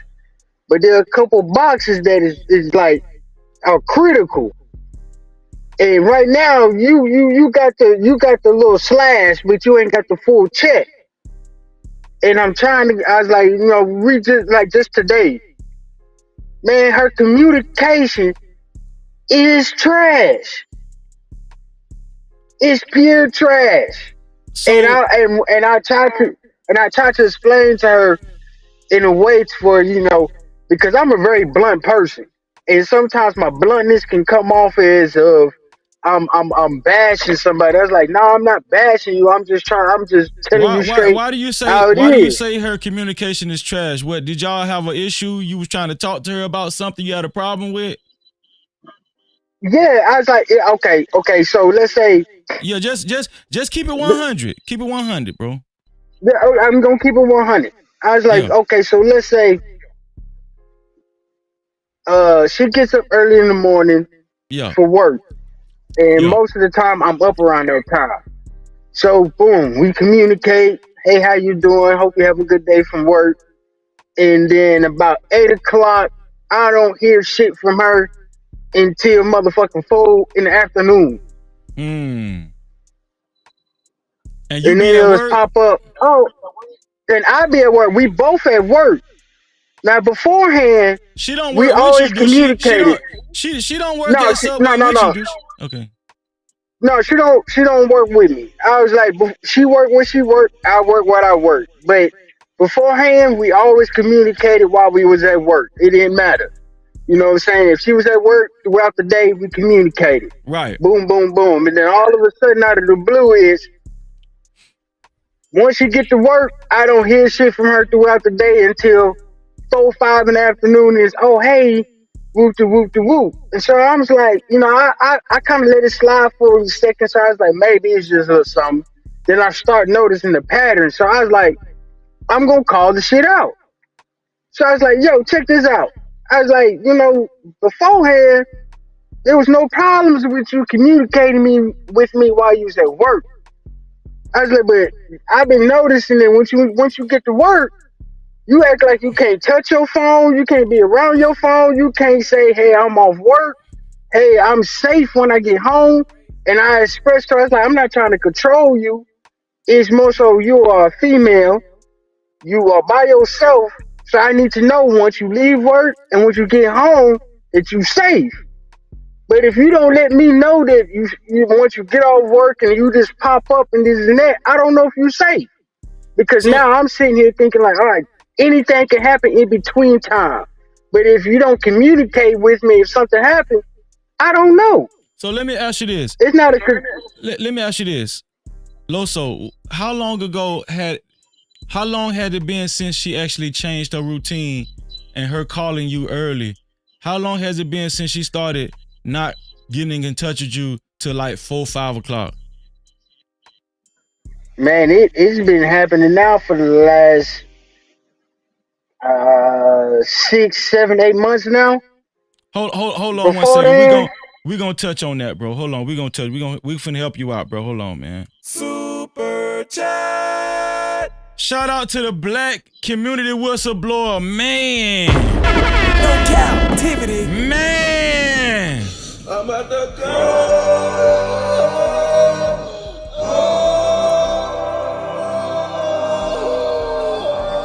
The black community whistleblower with the $200 super cap. It's a battle of this. It's a battle royal. The black community whistleblower say, feel like we in bottle wars. We on the same team though, J1. Respect. Hold on me, boy, on the phone. Dump shorty, bro. No Cap-tivity. Man. Thank y'all for helping me keep the lights on, man. And of course, the black community whistleblower is the new sponsor of tonight's show. Once again. And he's $350. I forgot his first $5, so I'm gonna add that too. He's $355 in the kitty. He's $355 in the kitty. Let me put that. $355. Let me see.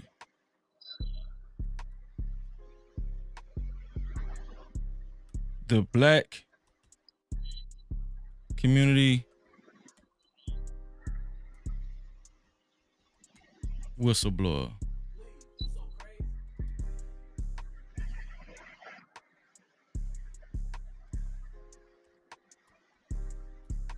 There we go.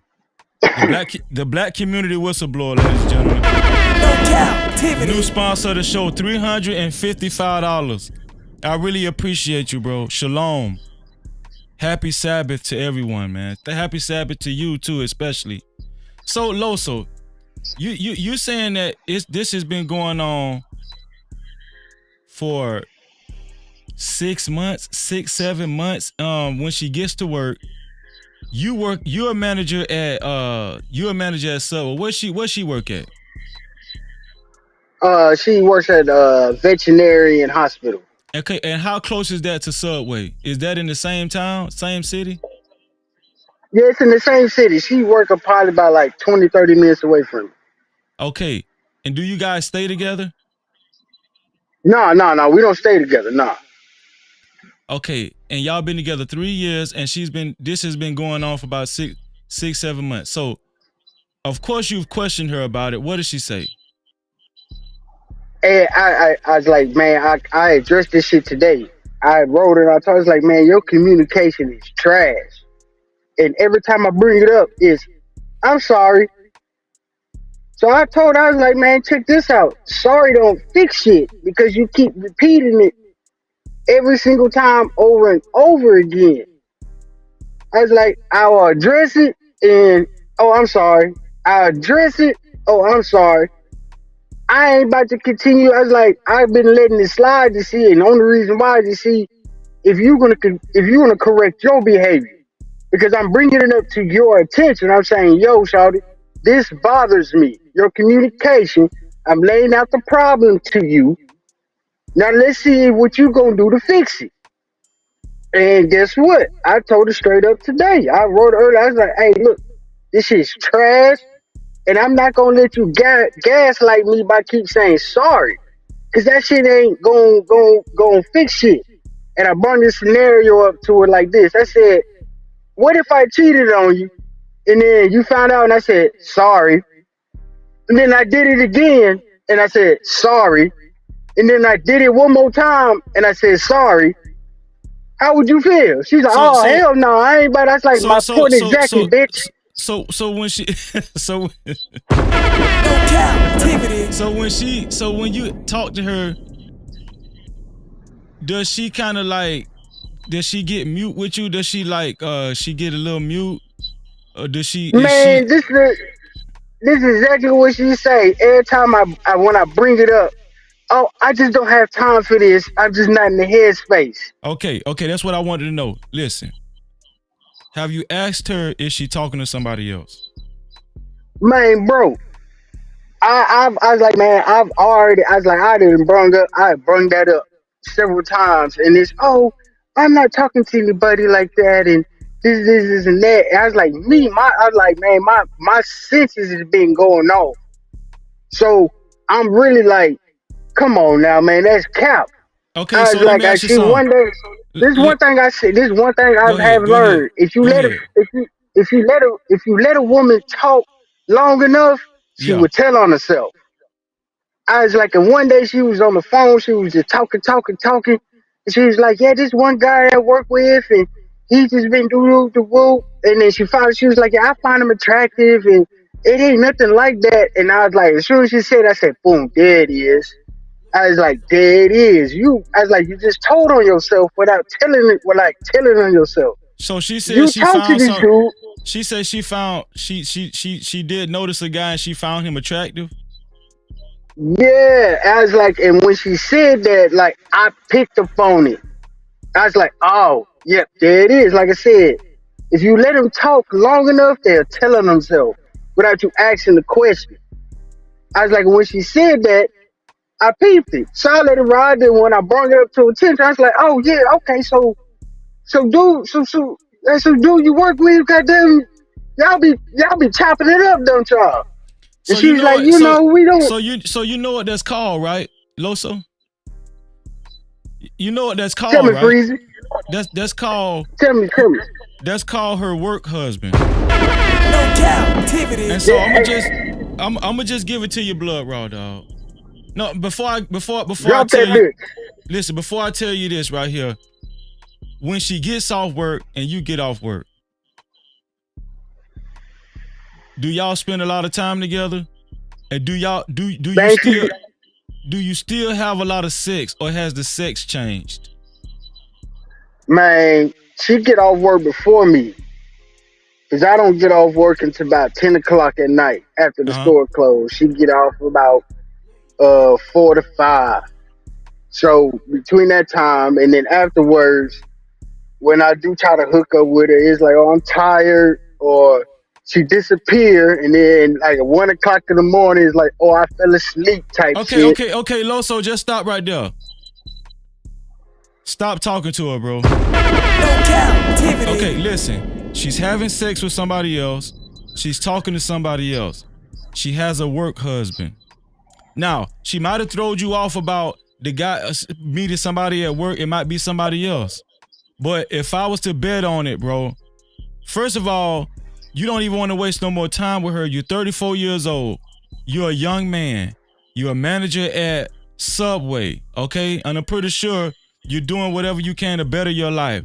Don't let this chick stress you out. Don't let this chick cause you to waste any more time in your life. The most important thing you have in your life is time. It's not money. It's time. Okay? So I'm telling you right now, listen to your boy.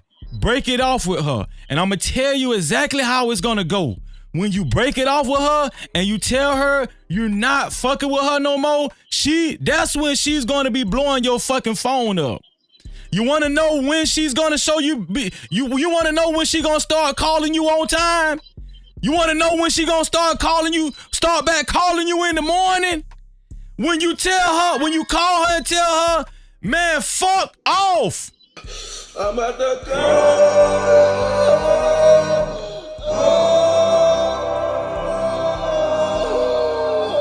That's when she gonna call you on time. When you show her you don't give a damn, don't talk to her Hey, no more.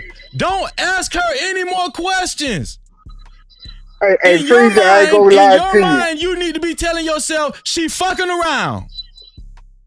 Hey, Freezy, I ain't gonna lie to you. Before you say something, she already violated by telling you she found another man attractive at work. That's already a violation, bro. 3 years in. You 34 years old. If you with a chick that long, you should be thinking about marriage. And from the looks of it, y'all ain't nowhere close to getting married. This show is about how do you know if somebody is safe to marry? How do you know somebody is trustworthy enough to tie yourself to for the rest of your life? And you already know this bitch is not. What you got to say, Loso? Hey, I ain't gonna lie to you, Freezy. I gave her a warning. I said, hey, because I ain't gonna lie, I went against who I was. Because I'm usually goddamn, man, fuck this shit. But I went against that. And I told her, I said, hey, you gonna wake up one day and I'm gonna cut you the fuck off. I was like, and today was that day. In my mind, even before I knew you was doing this show, once that happened, when I asked that, when I gave it to her, I was like, your shit was trash. That was me telling her, your shit is trash. I'm done with that. She wrote me back. I ain't respond. I'm done with that shit. And I know I should have been done with that shit. I was like, so I really can't get mad at Shawty about it. But at the same time, I'm like, damn. So you check these boxes, but I wish you would check these other boxes. But I guarantee you, I was like, you 100% right. I guarantee you, when I do that shit, she gonna be on my nutsack. Loso, let me tell you something, bro. Let me tell you something. I was like, but I'm not gonna lie to you. I was like, I ain't gonna lie to you. When I started seeing that, I already had another fish on the hook. So you already talking to somebody? You talking to somebody now? I already had another fish on the hook. It was just me saying, I was just like giving Shawty the chance. I was like, yo, let me see if you can get your mind right. Like, yo, Shawty, like, I'm looking at her like, is you dumb? Like, come on now. You can't be this dumb. But I'll give you the grace to see if you will self-correct. Because I used to be the ones, like, try to get the chick to, correct herself, force her to. Then I start realizing, like, nah, you really just got to see if Shawty really is about it.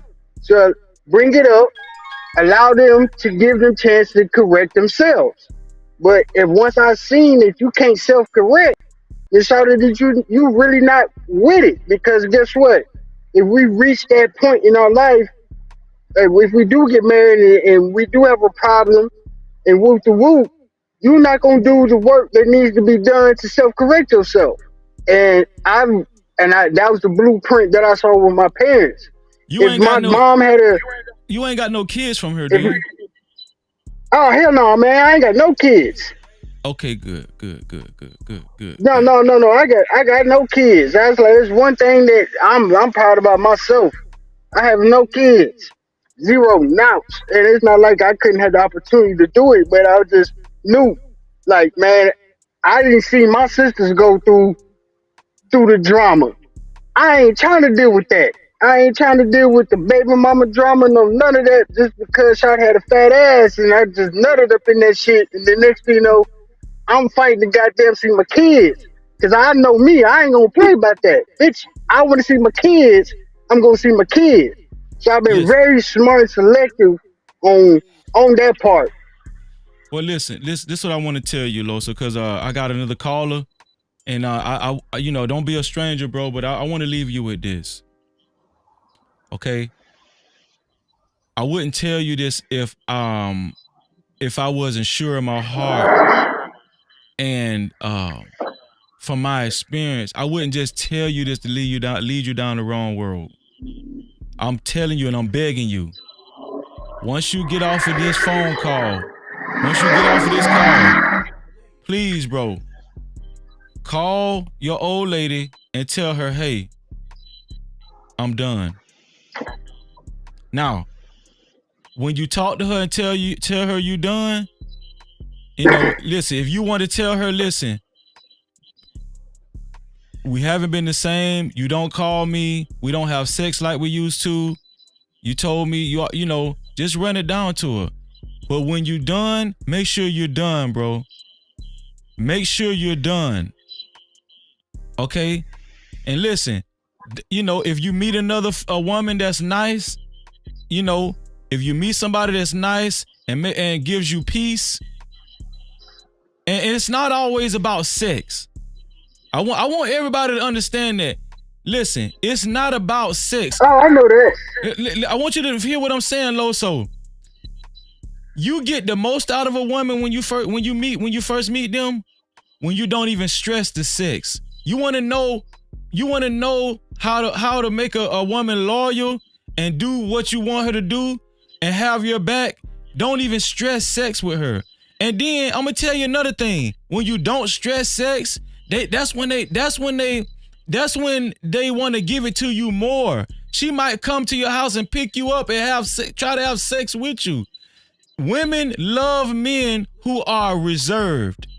And I'm telling you, once you call your girlfriend and tell her, well, I can't do this no more, and it's over with, and you keep your word, that girl is gonna blow your phone up, right? She's gonna blow your phone up. She's gonna ask you, hey, can we talk? That's when she's gonna want to talk. She's gonna try to come to your house and have sex with you. She's gonna try to get you back with sex. She might try to give you some head or whatever. I'm telling you, hold on to your guns. Let her know you serious. Because that's the only time women respect men. When men put their foot down and let women know you're not going to let them waste any more of your time. No Cap-tivity. You understand what I'm saying, Loso? 100. Hey, man, I love you, bro, and don't be a stranger, bro. Call back in. You already know, Freezy. Let's get it. No Cap-tivity. Yes, sir. Loso out, man. Roll Tide. Let's get it. Loso, ladies and gentlemen. Hot Sauce, what's going on, bro? Hey, bro, how you doing, man? Great topic, great show. Shabbat shalom. Shabbat shalom. Yeah, it's already Saturday here, man. Hope you're doing well. Thank you for giving good information to the people. We need it. We need it, brother. We need it. Most definitely, bro. So what do you think, Hot Sauce?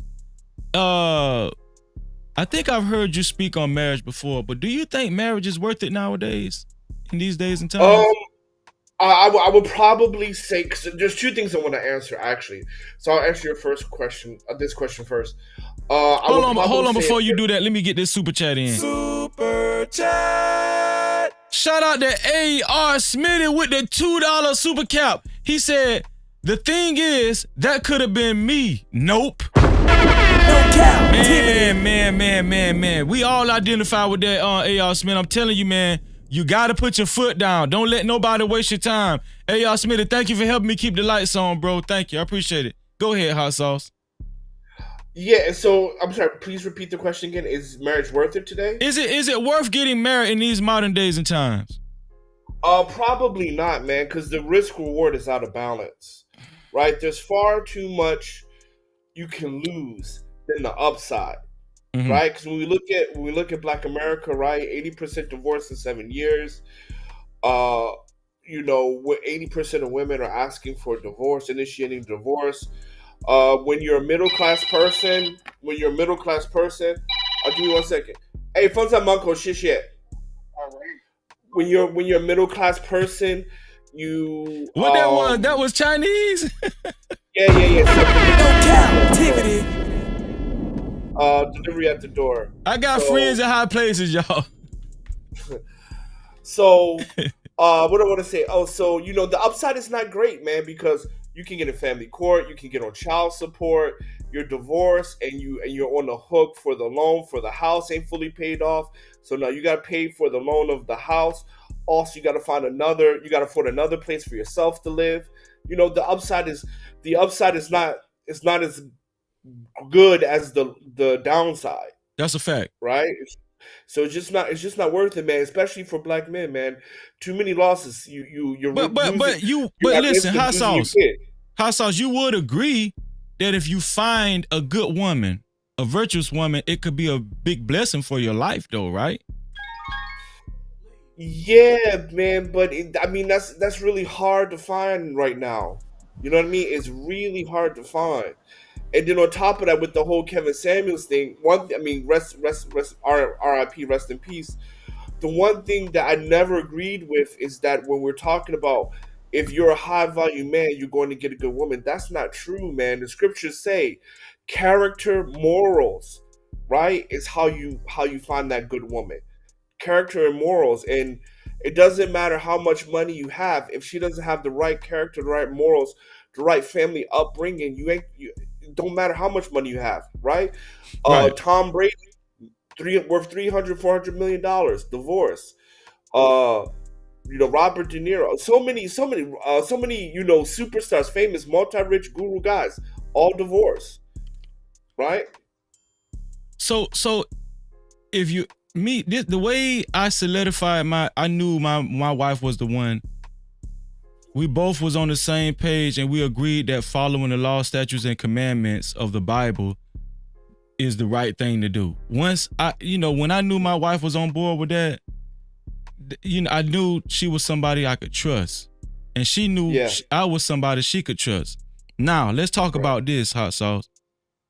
There are a lot of people that don't believe like we believe. Right.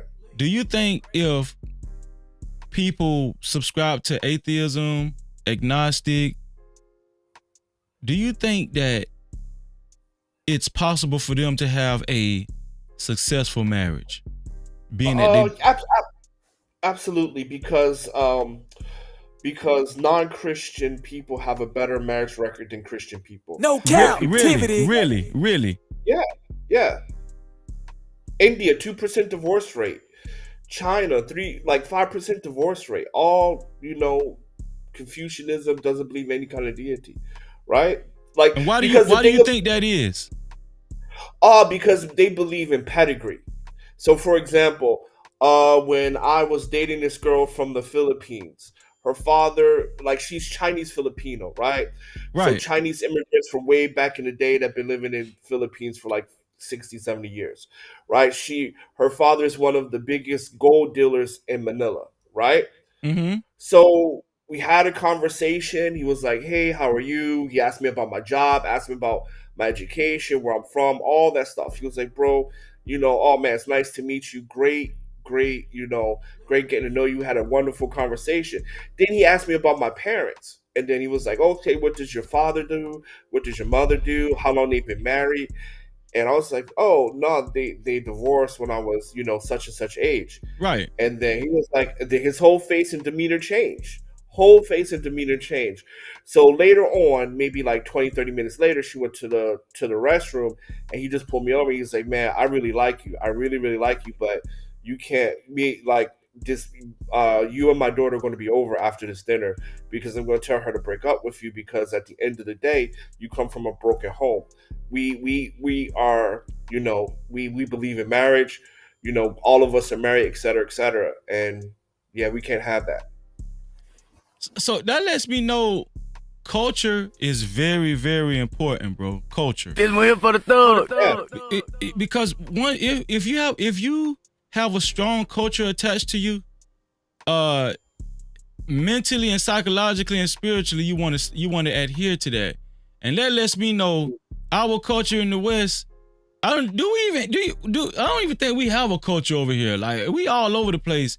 And I think it is very, very dangerous to get married in the United States of America or in the Western world. Now that you really think about it, bro, whole culture, the biggest culture we have over here is whole culture.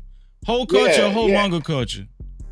Right, and that's the antithesis of marriage, right? Yeah. You know what I mean? And so what I would probably say for if I was to marry an American man, well, first of all, I would do surrogacy, right? I would not get a woman pregnant in America. I would get my kids first, right? surrogacy, then I would think about getting married because at least you're getting protected.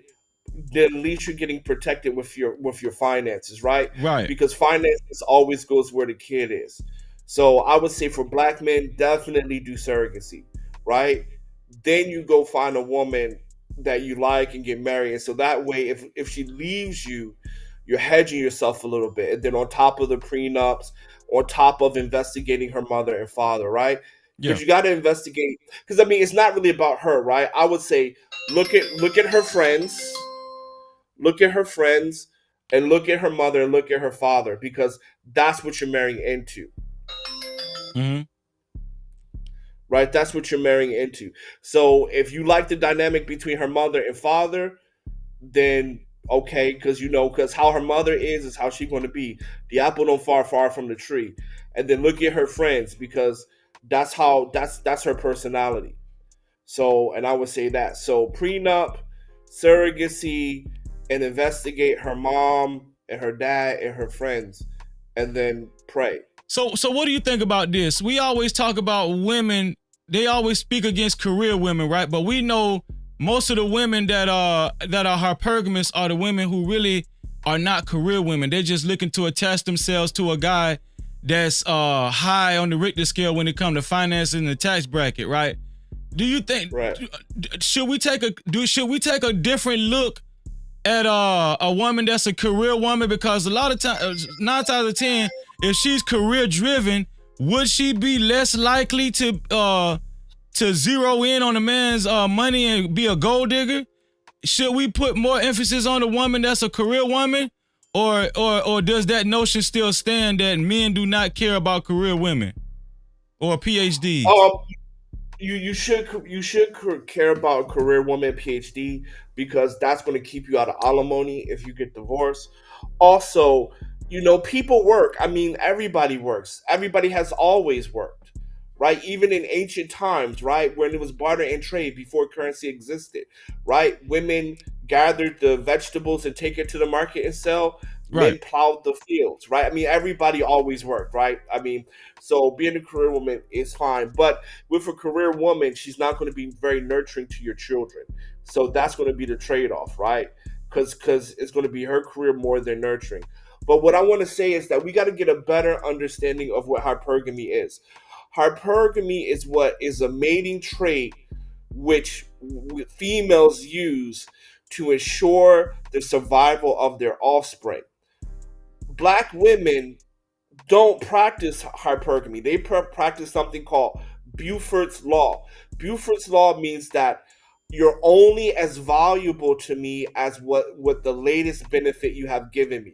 So what you did for me 5 years doesn't matter. The only thing that matters is what you can do for me today, right? And the reason why we know they don't practice hypergamy is because the single mother, epidemic, right? Yeah. So hypergamy is a mating strategy for the offspring of their children. American women today practice Buford law. So Well, whatever explain in detail what hypergamy is for the people that don't know in the stands.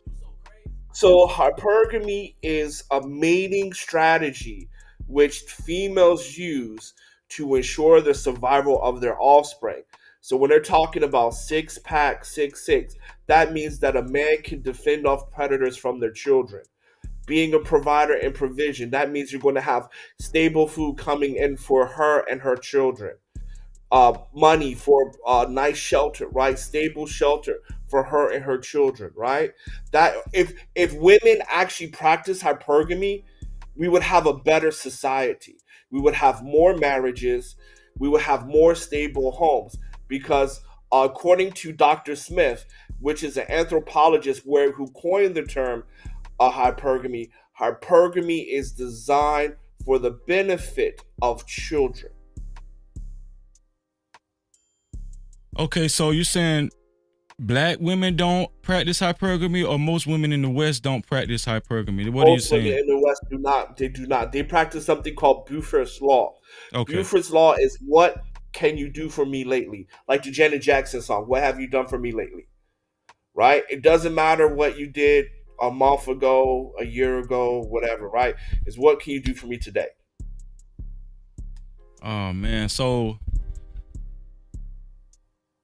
this is my thing, right? Before I got married, I wanted somebody who I could trust. I wanted somebody who was going to bring peace in my life, who was going to. Well, yesterday we was talking about, can a woman make a man better? Of course, you don't believe a woman can actually make a man better, right? But I did want my wife to add to my life, not take away. And so a lot of times nowadays we hear a lot of horror stories. A lot of people are experiencing bad experiences when it comes to marriage. We always talk about 80% of marriages are result in divorce, and most of the people that's filing are women. How do you let me ask you a question. How do you know when you meet a woman? How do you know if a woman is how can I put this? How do you know if she is going to be loyal? Yeah. Okay. All right. So here's the thing, right? In our community, right? Yeah. Give me your opinion on it. Right. So let's take our community. Our community is very different from Christianity. The law, statutes, and commandments establishes a culture, right? Mm-hmm. Establishes a culture, right? We have a way of life that we live. So your wife, right? She has a community of sisters and akatis, right? That's going to keep her in line, right? So she has the right people giving her the right decision, right? Because marriage is a team sport. So you have to look at her you have to look at her teammates and her team members and her team. Are her team pro marriage or are they pro individualism, independent? And if her team is pro independence, then she's always going to be an anchor on your boat, right? And if her team is going to be pro marriage, then she's going to be a win to yourself where she can add value to you. Now, the good thing about your wife is that she comes from our community, right? So you know she's going to get the right instructions on what she should do and how to be a good, dutiful wife according to the Most High and according to the law, statutes, and commandments. Facts. Right? And the way you live, right? Because a lot of this stuff is about culture and how you live and things like that, right? It's not about happiness, but it's about duty to the Most High. It's about duty to your husband, right? It's about service to the Most High, right? So it's not really about, and I'll add this to you, right? The problem with marriage in the West today actually comes from French literature, because before French literature, marriage was a duty, but then French literature came out with the romanticization, courtship, and things like that back in the 1800s, and then things changed. Then it became about worshiping women because of the French. So that's what I would say. Look at her team. So the black community whistleblower, shout out to the black community whistleblower again. No Cap-tivity. He said, "Can you spell it?" I think he was talking about the Beaumont. I'll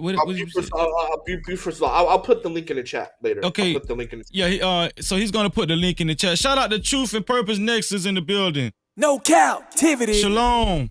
So this is my thing, bro. I'm gonna just be honest with you. I can never marry a woman who does not believe in the law, statutes, and commandments. I'm gonna tell you something. Most Christians say the laws are done away with. Right. Dog, the Christian church is out of control, bro. Well, I mean, look at what they produce. Look at T.D. Jakes. Look at Jamal Bryant. Look at what they produce, and look at what we produce. That's a fact. Very different. That's a fact. And I'm gonna tell you something. I don't think people talk about the Israelites enough.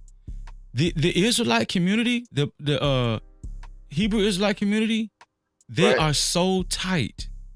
Right. They when it comes to a black community, I don't think nobody has it more together than them morally. I would say Farrakhan and the Israelites, because even in Farrakhan, right, when you look at them, right, Farrakhan, the nation, the fruit of Islam, right? The fruit of Islam, right? They have wives schools. They teach their women how to be good wives. Captivity. There's no physical abuse by men. There's no verbal abuse by women, right? You have a community and a team of people that's going to lead you in the right direction and the benefit for everyone, right? The benefit for the group. That's a and fact. That's the thing, like, you know what I mean? Like, you call your brothers, Israelite brothers, they're not going to tell you, oh, leave that whole blah, blah, blah. They're going to sit down, they're going to talk to you and find a resolution. And the same thing, the women ain't going to tell your wife to, oh, leave that nigga, he ain't shit. No, they're going to sit down and they're going to pray and they're going to come to a resolution, right? Yeah. So, I mean, but see, that's the team, right? That's the team, right? Everybody is going to be pro-marriage, but if she comes from your happiness is the most important thing and your freedom and whatever, you're going to get a divorce, bro. And she can be the baddest girl. She can be the nicest.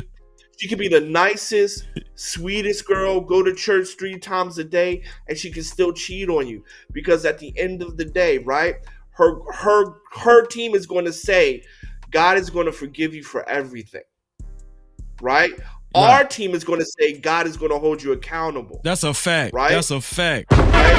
No captivity. Let's take the nicest, sweetest girl that doesn't cuss at you, that doesn't disrespect you. If she's like, I'm not happy in my relationship right now, you know, I'm interested in another guy, her team is going to be like, you know what? God's going to forgive you no matter what. Right. Our team is going to be like, God is going to hold you accountable. Now, which girl is going to cheat and which girl ain't going to cheat? The girl that's going to cheat is the one that says God's going to forgive you for everything. That's the fact. And it's sad to say that's the majority of the modern day Christian church. That's what I'm saying. That's why it's so dangerous. No captivity. Shout out to Enos, Luby. Enos, what's going on with you, bro? Appreciate you being here, dog. So I'm gonna tell you the truth, man. The first caller, shout out to Loso that called in. Do you know how many guys I know that's in the same predicament as Loso? Like it's a lot of guys afraid to leave their relationships. Yeah. It's a lot of guys that's so insecure, you know, I'm not saying Loso is insecure. I'm just saying it's a lot of guys will stay in relationships and they will make the excuse, well, we've been together so long, you know, why would I end the relationship now when if I break up with her, I might get somebody just as bad or worse, so I might as well stay in this relationship. So many people rationalize staying in toxic relationships. I'm telling you the truth. When men do that, you know, we'll get on the women, but when men do that, they've been broken down to the barest minimum. And that's the definition of in the Bible where King Lemuel's mother would try to warn him, do not give your strength to a woman because she has been known to destroy kings. I'm telling you. And so listen, do you know how many men are in that same situation? They've been destroyed. I'm talking to all you men out there. Right, I'm gonna get to the women next, and guess what? Listen, women, call in if you need some advice. Call in. I'll put the link in the chat. The link is pinned to the top of the chat. If you're having problems in your relationship, women too. This is not just for men. This is for women too. We're trying to repair the community. We're trying to make the community better. This is what this platform is for. This is not a man channel. This is a community channel. But I just want to say, a lot of men are putting up with women who are topping off other men, got work husband, you know, and let's just be honest. It's harder for men, right? Because women are so validated, right? Women are so validated in today's society. There's no other species on earth that's more validated than the woman. I'm going to say the black woman, right? The IG model, the what is it called, the OnlyFans, the Sexy Reds, the Cardi B's, the Nicki Minaj's.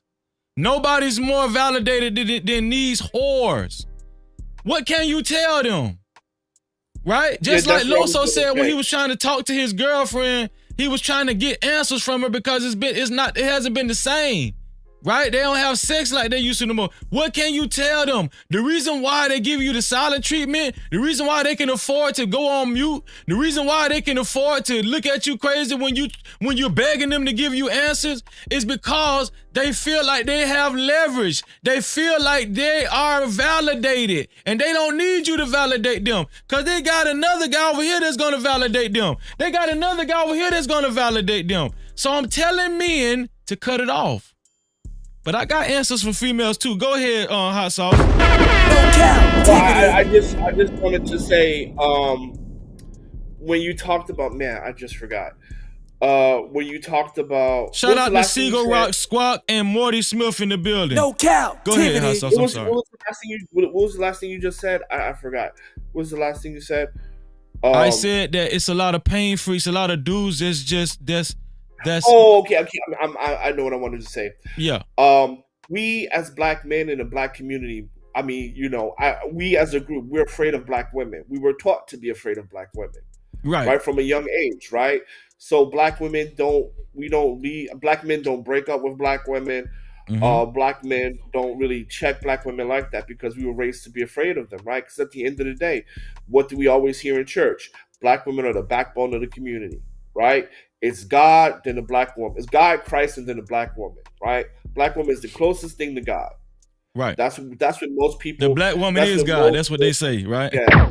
Yeah. So that's what. Yeah. The whole time say black woman is God. The Christians say black woman is the backbone of the community, and she's a prayer warrior. Don't you get her messed up, right? Don't you mess with her? She's a prayer warrior.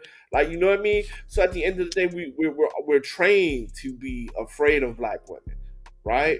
Right. Like you can see a 6'6" dude, 350 pounds, right? Walking down the street, you can see a 5'5" dude get in his face. Like, I'm not scared of you, nigga. But that same 5'5" dude talking to a 4-foot black woman ain't saying shit. That's crazy, dog. That's the truth, right? That's the truth. That 5'5" dude is more afraid of that 4-foot black woman than that 6'6", 350 pound dude. Bro, let's evaluate that. That's power, bro. That's a lot of power, bro. Just think about what you just said. That's crazy. Let me read this super chat. The black community whistleblower once again with the $10 super cap. He said, "You're right, Freezy. A failed relationship is supported for black women. A man is demonized after a failed relationship or looked at as weak, etc." No Cap-tivity. That's a fact. That's a fact, the black community. That's a fact, the black community whistleblower. I appreciate that super cap too, helping keep the lights on. Go ahead, Hot Sauce. No, I'm just saying, man. You know what I mean? Like, at the end of the day, right? Like when you watch those the Shade Room videos, right? You see black women grabbing black dudes by the hair, hitting on them and stuff like that, and you just sit there, don't say nothing, right? And you see these short little dudes going up to big dudes talking shit like, "Oh, I'll knock you out," blah blah blah blah blah, right? Then a little skinny woman come by talking shit. People just take it. Man, just take that shit, right? We in the black community are absolutely afraid of black women. Absolutely. Bro, I wholeheartedly believe that, dog. And I think, did we have a live stream? Did we discuss that a couple of days ago? Are men afraid of women? Maybe. I think we discussed that. I think we said black men are actually afraid of black. Remember, we were saying if a black man has a problem with a black woman, he's reluctant he's more reluctant to voice himself than the black woman is. Yeah. She like we don't check black women like that. We don't check black women like that. The black community whistleblower say he don't agree. What don't you go agree to the shade with? Room. What'd you The say? Shade Room, you see that? If you go to the Shade Room, you see it all the time. You can see little dudes cussing out big black dudes, and you can see black women just wilding out and nobody do shit. Nobody. People That's a just fact. watch. Nobody just be wilding out. and nobody checks her. That's Nobody. a fact. Let's speak. Let's talk. Let's take a hold on before. Don't go nowhere, Hot Sauce. Let me get her son in here. Her son, how you doing, bro? No Cap-tivity. What up, Freezy? What up, Hot Sauce? Hey, Hassan, Shalom. how are you? Shalom. Her son, is marriage still worth it in these days and time? In the Western world is risky now because you see in the Western world a lot of people don't. They say they believe in God, but they really don't. They just say that, oh, I believe in God, but it's not true in their heart. Now, are there women truly like God fearing and you can marry? Yes, they do exist, but it's not a big population out in the Western world. So, like you just said earlier, how can we find a woman that you can trust? Well, she got to be God fearing, religious, knows the scriptures, right? We can at least agree to that. But how do we know her actions? How she talks, how she walks, and especially when if you have like a sister or auntie or mother that you can trust and respect her opinion, she can check her out for you. Okay, she's the good woman. There's always the same thing for the female. She has an uncle, brother, dad, whatever that she can respect his opinion. Okay, he's a good man. He's God fearing. Right? Everybody has. That's how we do it in Iraq. Now, in the Western world, they don't believe. So it's risky in America. Like, it's really risky. You just got to be careful and see how she operates, see how she moves. So let me ask y'all this. Let me ask both of y'all this. If you got a lot of money, if you in a certain tax bracket, and Hot Sauce, you can speak to this exclusively. How do you know if you're initially meeting a woman and she knows you have a lot of money, right? How do you know this woman actually is, how do you know she actually wants you for you or wants to be with you for you and doesn't see dollar signs? That's just like this Rick Ross picture right here. Rick Ross looks like he's in bliss and he's happy. But when I went to the Instagram, it just seems like she's living in a lap of luxury. And it seems like I don't know, I don't like to judge, but it just how does would you be content being in a relationship like that? No, listen. How would you handle both of y'all if both of y'all was rich? How would you, and you was let's just say so-called high value man, how would you handle meeting a woman? Would you be comfortable meeting women for the first time after coming into that amount of money or wealth? Well, depends where you met her. If you met her in the club, then yeah, you're screwed. If you met her in the mosque, then you have better chances because again, she's a believer in God, God fearing. Now, how you really know if you don't buy her a lot of shit. Like if you keep buying her, okay, buy her. She's your wife. Let her have fun. But sometimes you gotta cut it out. Like don't buy her and see how she reacts. Is she in it for the money or she actually loves you? That depends. You like put her on test her. So you're saying you feel like it'd be safe meeting her in a mosque and under your tradition? Yeah, she's a traditional woman, respectful. She has a mother and a father. Like the way she acts, you can tell if somebody's respectful or somebody, even if they're faking it. After a while, you start to see, okay, it's like a good liar, but eventually they're gonna expose themselves. Like give it time. Take your time. Don't rush it. Especially if you don't have people with you helping you out, like your mother, father, uncle. That's why I tell people, take your time, understand that person. Is she in it for you, for the love, or she's in it for the fun and money? Facts. Super chat. Shout out to my dog 2 Glock Hot with the $2 super cap. He said no cap crew. No Cap-tivity. 2 Glock, I really appreciate you, bro. Thank you, dog. Love you. Thank you, bro. Hot Sauce. Yeah, I'm here. You rich. Let's say you rich. Okay. And you're single. let's pretend you're single. Okay. How do you know? Have you ever thought about that? How do you know if you meet a woman and if you meeting women after you break that financial threshold?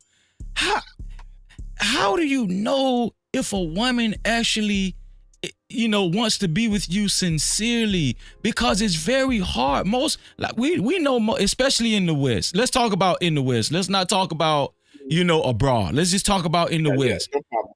Understood. Right. If you meet a woman and she knows that you're of a certain tax bracket and you're wealthy, would you be comfortable from that day forward meeting women and getting to relationships with women?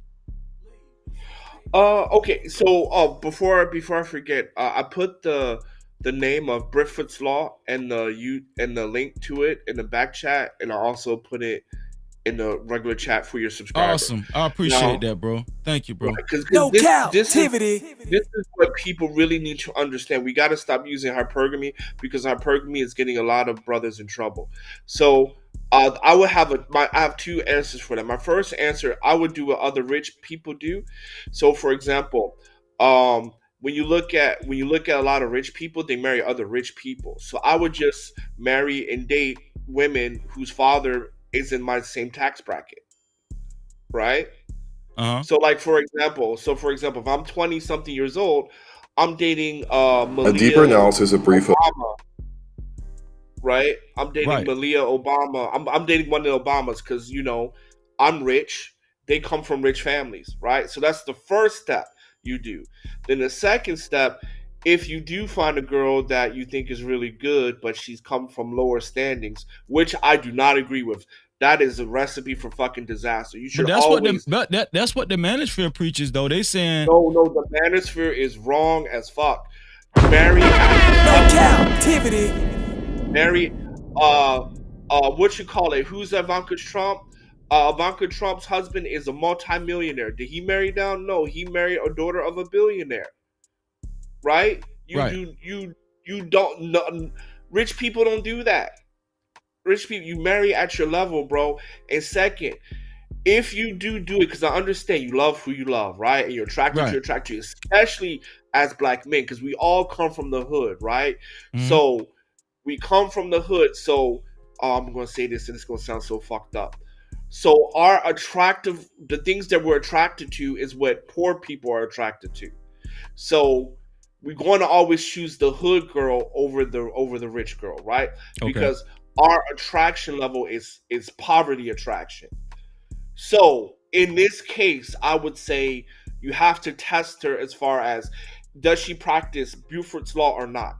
Which I mean is this: does she treat? When I say no to her, does she get an attitude? If I'm not spending crazy amounts of money, is she pouting and shit like that? Right? Does she hold me down when I don't got money? Like, say for example, we go off, I forgot my wallet. Can you loan me $100? Right? And then see if she asks for it back. Right?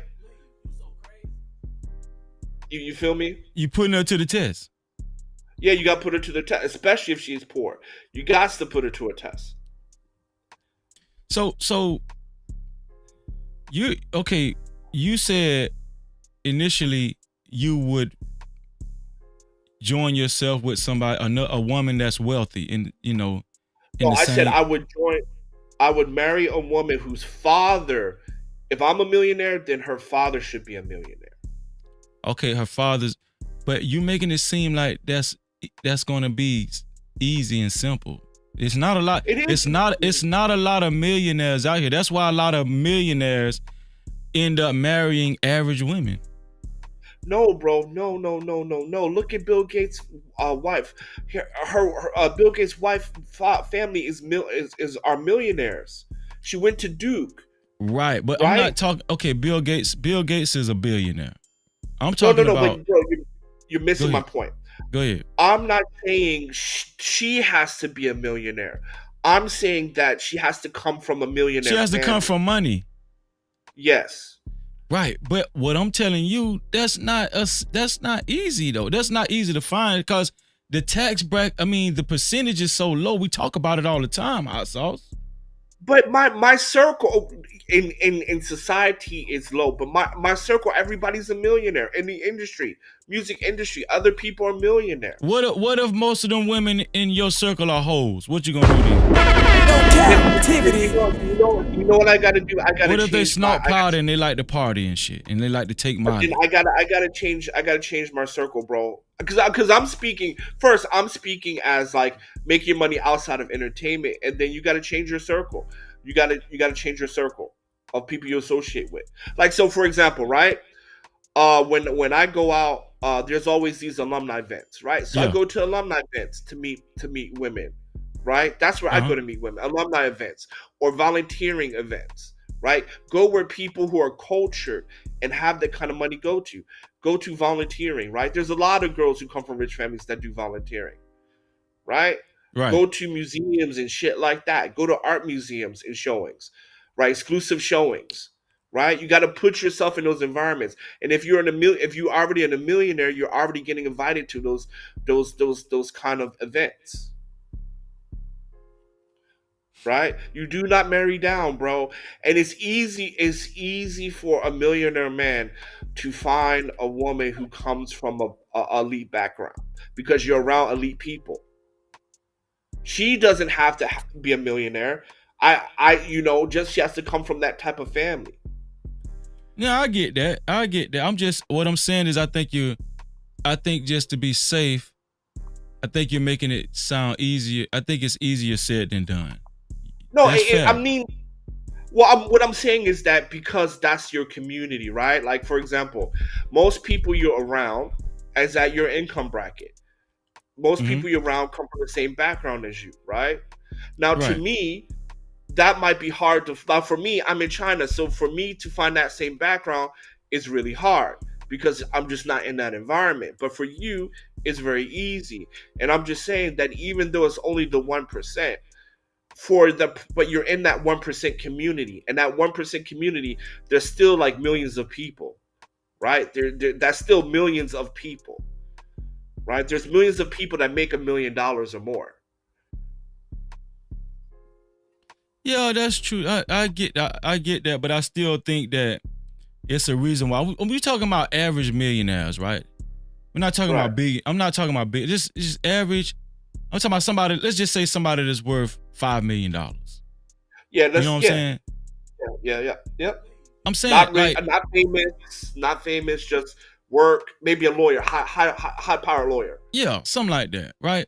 Okay. A lot of times, these men, they just want women that's good with their kids, that's going to bring them peace, very supportive, very cooperative, you know.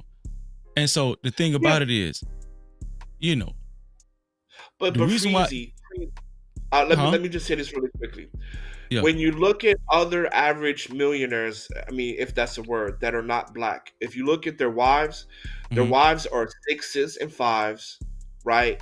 And they went to those elite universities and, you know, they got their man, right? The women are not from poor families. They're either upper middle class or upper class, right? And they're 5s and 6s. Most millionaires, they don't have like drop dead banging wives like that. That's us, right? That's that nigger rich shit. Right. Now I feel what you're saying. What I'm saying is that it's dangerous to get married nowadays. It's very dangerous because you could not only more importantly, you're gonna lose a lot of time, but you could potentially lose a lot of assets. Right? And depending on who's the breadwinner, you'll be the victim. Nowadays, it's not unheard of for women to be victims too. Shout out to RJ, my nephew. Shout out to DJ and Jacory also. But the point of this live stream is, how do you know you're picking the right person? How do you know you're attaching yourself to the right wife or husband for the rest of your life, right? Me and you, we already stated our answers, and Hassan stated his answers, right? Our answers is more religious based. But I'ma just be honest with you. So you shocked me when you said people that's not really religious, they have the highest success rates, right?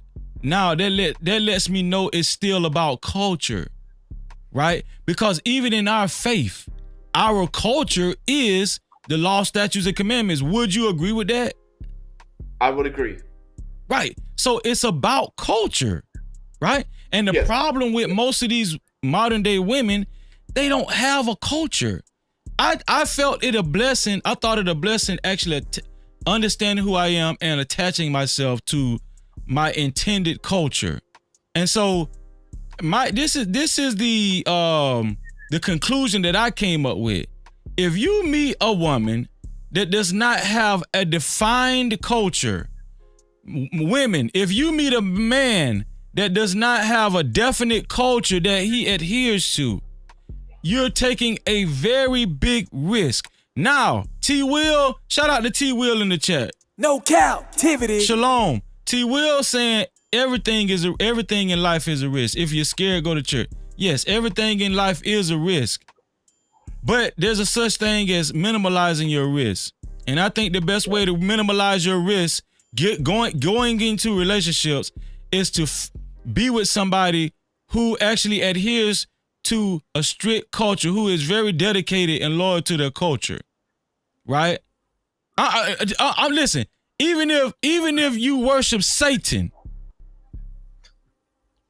let me put on this biscuit. Even if you're a devil worshiper and you worship Satan, your best bet is to join yourself with somebody else who worships Satan, and you guys adhere to a strict culture. Do you agree? Hot sauce? Man, I ain't getting into no Satan stuff, man. I ain't getting into that. You know, but you know what I mean, though. Yeah, I hear you. I just talk on Shabbat. I ain't saying that, man. I ain't saying that on Shabbat. So, hey, but listen. The Most High said, either you gonna be hot or you gonna be cold, cause He don't like lukewarm people. The Most High actually respects people who go all the way evil. Yeah. I mean, look, my whole point is that if we're not looking at a religious aspect, I would just do what like we're here in here, like what I learned from China. I can just tell you what I learned being in China. Right. In China, it's 30% divorce rate and 3% child out of wedlock rate, and that's like with over a billion people. They only have a 30%, 27 point something percent divorce rate, and 3% out of wedlock births. And basically what they do, man, is they just expect your family, right? If your parents have been married and your grandparents been married, then okay, you can get married. But if you come from a broken home, nobody's gonna marry you, man. Like, cause like who you are and your makeup matter, your foundation matters. And I know in Black America, we don't like to talk about that. We don't like to talk about class. And for me, I would just tell my sons, and I would tell any Black man that I know growing up, first thing you want to do is make sure that she was raised by a man. She was raised by her father. If she wasn't raised by her father, I definitely would not get married to her, regardless of how wonderful and how nice she is. You know what I mean? Regardless of that, because it's not. I'm not saying she's a bad person, but what I'm saying is when we're looking at the outcomes, right? We're looking at the outcomes. You know, women who are raised in broken homes, just like men who were raised in broken homes. You know, the outcome of marriage, staying in a long-term marriage, is not good.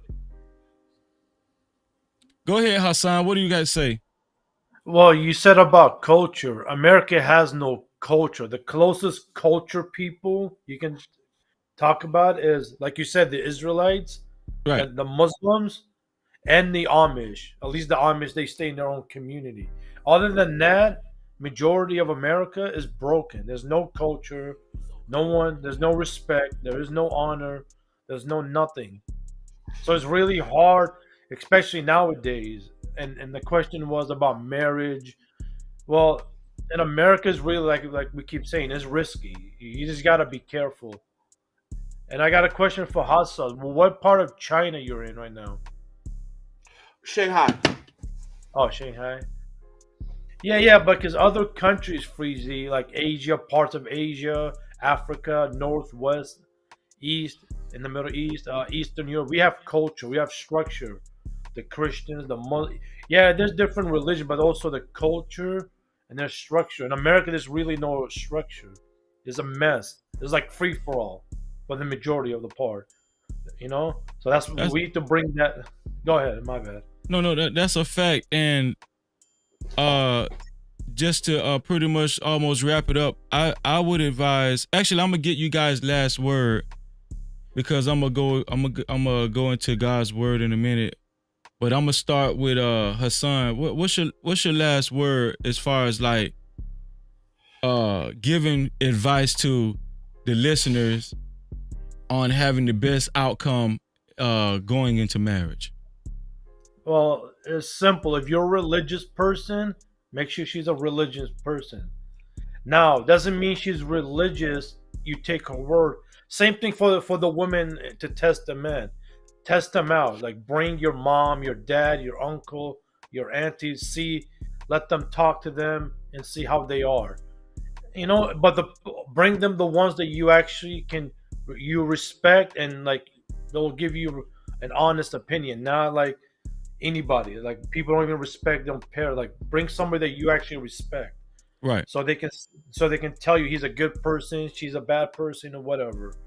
If you're religious, stick with the religious. If you're not religious, you need God, but do your like also test, give them tests, like try them out, buy them stuff. But after a while, stop buying them stuff and see how their reaction is. If they like go off on you and their attitude change, yeah, that's not a person for you. So that's like your best option, ladies and gentlemen. Get back to God, repent. I And noticed thank I you. noticed I noticed you and Hot Sauce mentioned putting the women to the test. I noticed both of y'all mentioned that. I appreciate that, Hassan, man. Thank you for coming up, bro. Salute to Heist. But Freezy, I want to talk to you. There's something happened. I gotta talk to you like after the show for five. Give me 5 minutes. I gotta talk Okay. to you. All right, hang around. Hang around. All right. Salute Hassas. I'll salute to you too, Hassan. Take it easy, brother. Hot Sauce, what words of wisdom do you have for the No Cap crew? If Yeah. if well, some of them are already married, but the people that's to the people that's married and to the people that's looking to get married successfully, what's words of wisdom do you have for them? Okay. Yeah. And I'll be balanced. I realize I need to be more balanced. But one thing No captivity. you need if you get a chance, man. I think you really need to do a discussion about Buford's Law, man, because that's going to help both men and women. No, immensely. I'm gonna look into it, bro. I'm happy Yeah, you introduced it to me. Yeah, look into that because it's really something very So interesting. you saying Buford's Law versus hypergamy, right? Yeah. Okay. Yeah. We're gonna do a show on that. Yeah, you should, because that's something that I think that's going to help a lot of folks. Gotcha. So, okay, so for the women, I would say this, right? For the women who are looking to get married, even if you are a single mother, these are the things I would say. Take it as a grain of salt, just my opinion. Number one, it will help if the man comes from a two-parent household. If he doesn't come from a two-parent household, it's a little bit okay because in general, black men do suffer extreme consequences. So so even if he doesn't, it's okay, but then you also need to vet his friends, right? It doesn't really matter what he says, is the character and quality of his friends. And women have to start looking at character and morals, right? Right. If you're ready to be a wife, if you're truly ready to be a wife, then the more important than the financial situation is the character and quality. If you're ready to be a wife, and you'll know a man's character and quality by his past. So if he has all these children out of wedlock, you might want to stay away from that. If if his friends are into some bullshit, then you want to stay away from that, right? You got to judge a man on his character and quality. Now, for the young men, Young men under 30, just get your fucking passport. I mean, women are just better in the East, even in East Africa. For those who want black women, just get your fucking passport and go. And you can bring them back because they have statistics out of that. Of all green card marriages, only 25% of green card marriages in America end up in divorce versus 50%. So that means if you bring her back from wherever she comes from, unless don't bring her back from Latin America, but other places, that means you have a 75% chance of success. That is 75%. So why not just go head over there, get you something, bring it back here that's going to cook clean, because that's the standard program inside her. Second, again, regardless of where you find her, if she was not raised by her father and she doesn't come from a two-parent home, run away from her. Because the first people we learn relationships and communication is from our parents. Second thing you want to do, you want to ask her, do you apologize? If a woman or a man has a problem apologizing, run. Hold on. Let me put a bomb on that one right there. No captivity. Go ahead. Right? Yeah, I mean that's it. I mean, because at the end of the day, for example, when I date, my first question on a date is that do you apologize? And then if she says no, that's the end of that date, because that goes to conflict resolution, right? It goes to show that you're going to hold grudges, you're going to be petty. And when we get in a fight, because all relationships have fights and disagreements from time to time, that shit is going to drain my peace. So if you have a problem saying I'm sorry and shit, I ask 2 questions. Do you say sorry? And when is the last time you said sorry? And when she tells me I don't know the last time I said sorry, I'm done. And that's it, man. That's it. Hot sauce. You know you're my brother from another mother, right? You know that, right? No captivity. Hey, man, I really appreciate you calling in. You've become a part of the show. And you're a staple. You're a staple. Yeah, to the thank you for having me, brother. Thank you for having me, man. No. I'm so happy you did this. Bro, you become a stamp.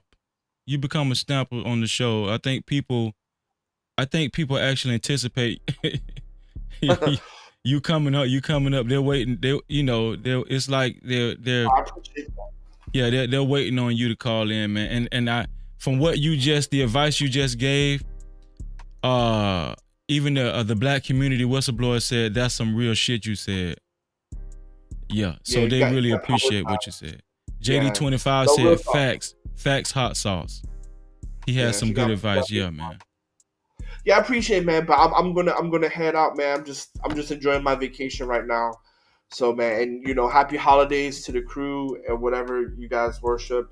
And Shabbat Shalom, man. Man, Shabbat Shalom, man. Love you, bro. All right, take it easy. All right, hot sauce. So, man, when I tell y'all this show was better than I actually thought it was going, I'm gonna tell you the truth. I wanted to do it, but I didn't know you guys was gonna take to this show like you did. I really didn't, man. I didn't know you guys was gonna take to this show like you did. This show was so deep, and I think there was a lot of jewels that was given out on this show tonight. Super chat. Shout out to T Will with the $2 super cap. He said hot sauce keeps it real. Damn sure do. No captivity. That's a fact, man. Shout out to Clement Gray. He said, what up, Freezy? Just left BMU. Shout out to Black Man Unfiltered, man. Shout out, that's my brother right there. Make sure y'all go subscribe to Black Man Unfiltered, man. Listen, we're gonna have some words of wisdom right now. Most High, we need to hear from you. We need to hear from you, Most High. What do you got to tell us? Oh, this is the first scripture that he came to us from 2 Corinthians 6 chapter 14th verse. The Most High says, do not be unequally yoked with unbelievers. For what partnership has righteousness with lawlessness? So this is what the Most High is telling us. You will be a damn fool to get with somebody who does not share the same values as you. No captivity. That's rule number 1. Rule number 1, do not get with anybody that does not share the same importances. Is that a word? Is that a word, Hassan? Importances? Is that a word, Hassan? Hassan said, yeah, that's a word. Who does not share the same importances, the same values. And if you do, it's a path to destruction. No captivity. And it goes on to read, or what fellowship has light with darkness? This is why so many divorces happening nowadays. It's a lot of light mixing with darkness. Well, I would say pretty much it's more darkness mixing with darkness. I don't know. But I'm just saying, you guys get my drill. Do not be unequally yoked with unbelievers, for what partnership has righteousness with lawlessness? Don't mix light with darkness. We don't talk about this enough. This is the real talk right here. This is what's going to sustain you for a lifetime. Most of these guys are getting married because she got a big ass and she bought some titties. That's why most of y'all getting attaching yourselves. You don't want a wife, you want a trophy. That's what you want. How do you know this woman, you can rest your heart, you can trust your heart with this woman? How do you know you can trust your heart with this man? How do you know you can rest easy with this man? I'm talking to the men and the women. This one here for the thug. I'm at the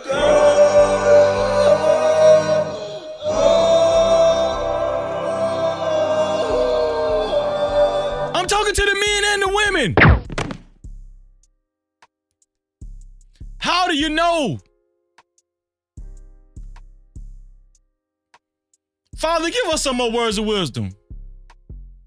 Let me see. Where you at, Father? Oh, there he go. This time he came to us from 1 Corinthians 13th chapter, 4th through the 7th verse. And the Most High tells us right here, he says, love is patient and kind. Love does not envy or boast. You want to know how to sustain a long-term relationship? You want to know how to be in a relationship where you're in good hands? Be with a person that's patient and kind. Do you guys, listen, hold on, let me ask y'all something. Let me make sure.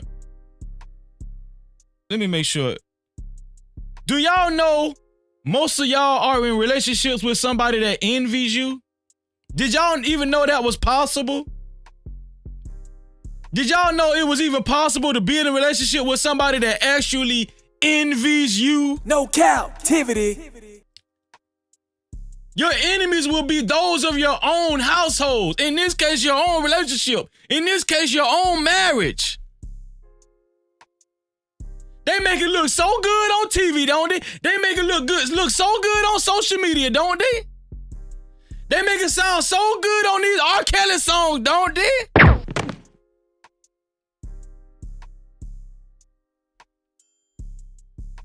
Love does not envy or boast. It is not arrogant or rude.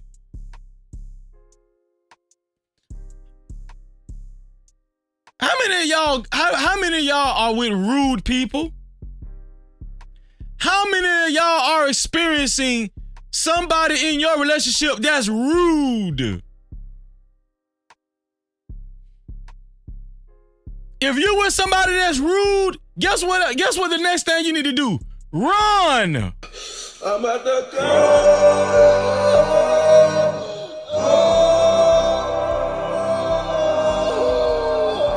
How many of y'all are in relationships with somebody that's plain out rude? It goes on to say, It does not insist on its own way. It don't insist on its own way. If you're a wife, be a wife. If you're a husband, be a husband. All this mix up in leadership bullshit. All this new age shit. Oh, the wife can be the leader and the husband can be the follower. What's wrong with that, Freezy? Love does not insist on its own way. You know, like feminism.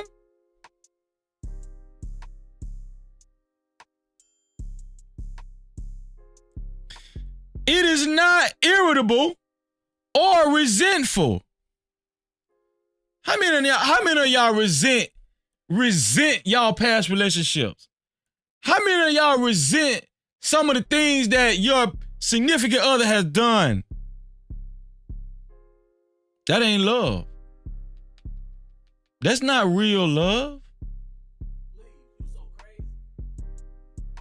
You know, I've heard people say, it ain't real love unless it's toxic. Put a 1 in the chat if anybody heard somebody say that. Put a 1 in the chat.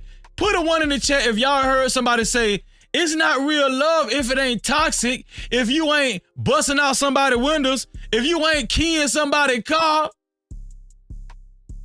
It ain't love if he don't slap me or choke me. Put a 1 in the chat if y'all heard some bullshit like that. I'm telling y'all right now, witchcraft is real. I'm telling y'all right now. It's real for the thug. It does not rejoice at wrongdoing, but rejoices with the truth. You know what I had to learn how to do? It took me a while.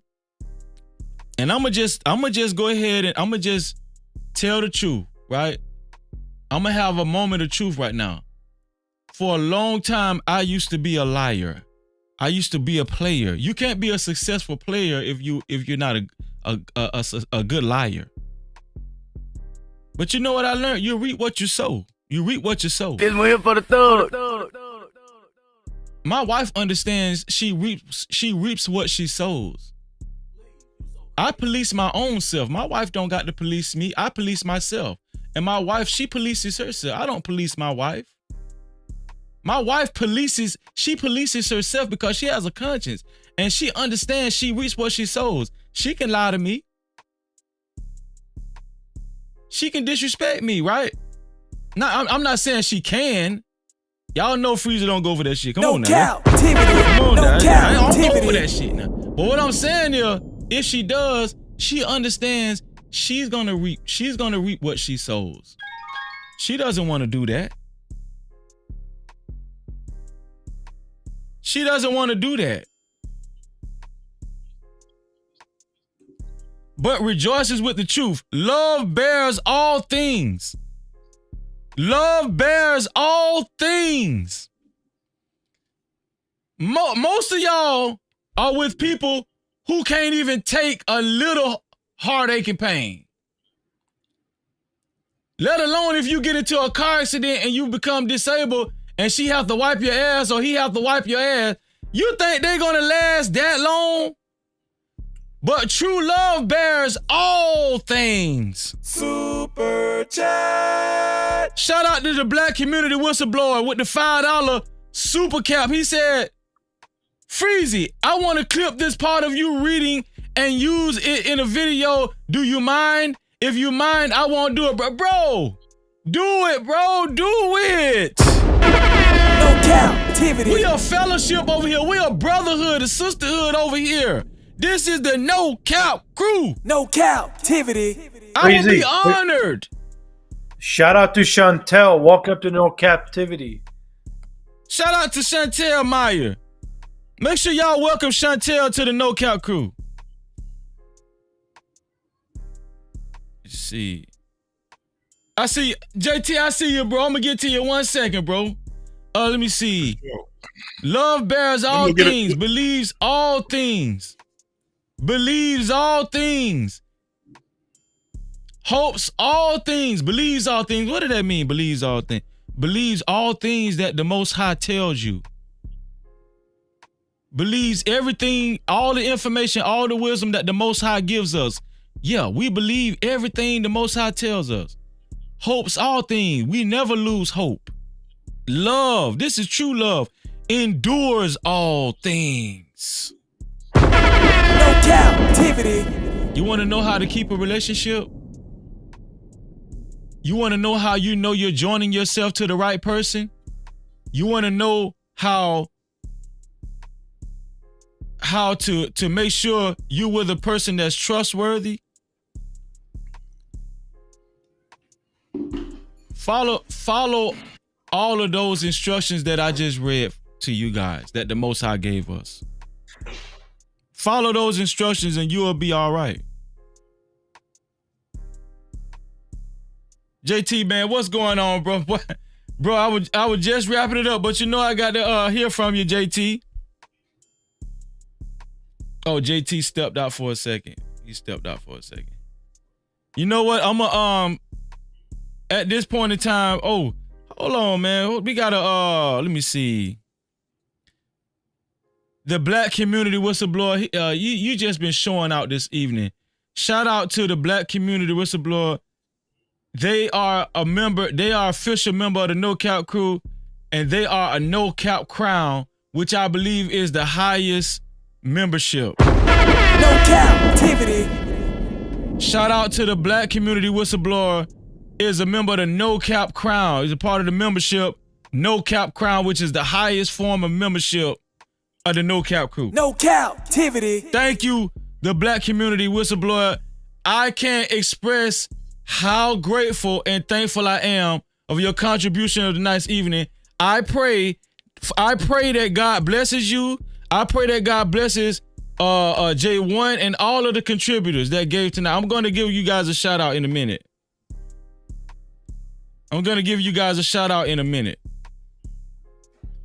I want to say thank you to the No Cap crew. Thank you to all the moderators in the building. No captivity. Thank you to 907 Goodies for holding down. Thank you. I really appreciate Miss Piggy. Miss Piggy, thank you. You've done a wonderful work this evening. Thank you, Lady Nevo. All the women held it down. All the women mods held it down this evening. Let me see. Let me scroll up. I'm gonna make sure I didn't miss. Wow, it's so many chats, man. Thank you. Morty Smith. I didn't see Morty Smith, Seagull Rock Squawk. Thank y'all for coming through. Man, thank you to the whole No Cap crew. Thank you to the moderator, all the moderators. Rio, I see you.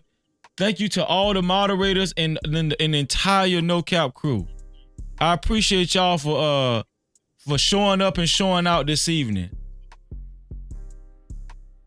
Thank you to everybody that gave a cash cap. Thank you to let me see. Let me make sure I get it right.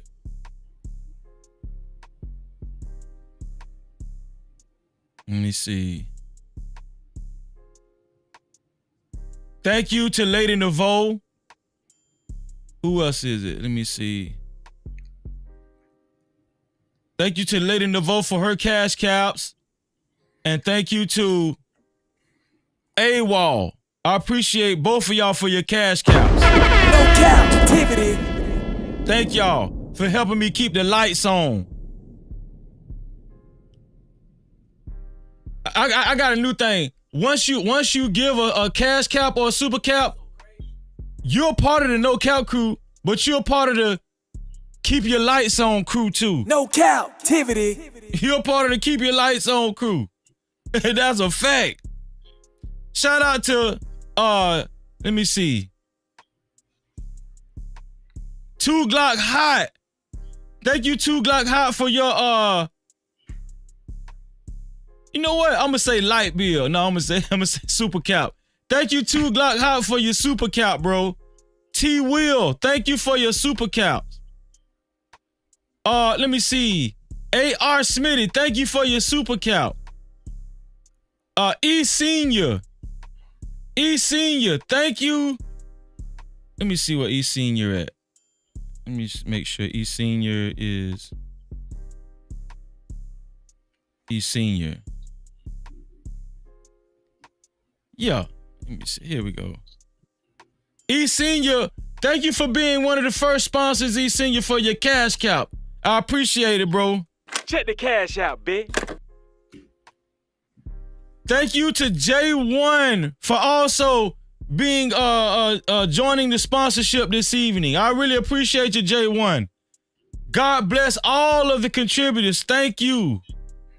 Thank you. Thank you, J1.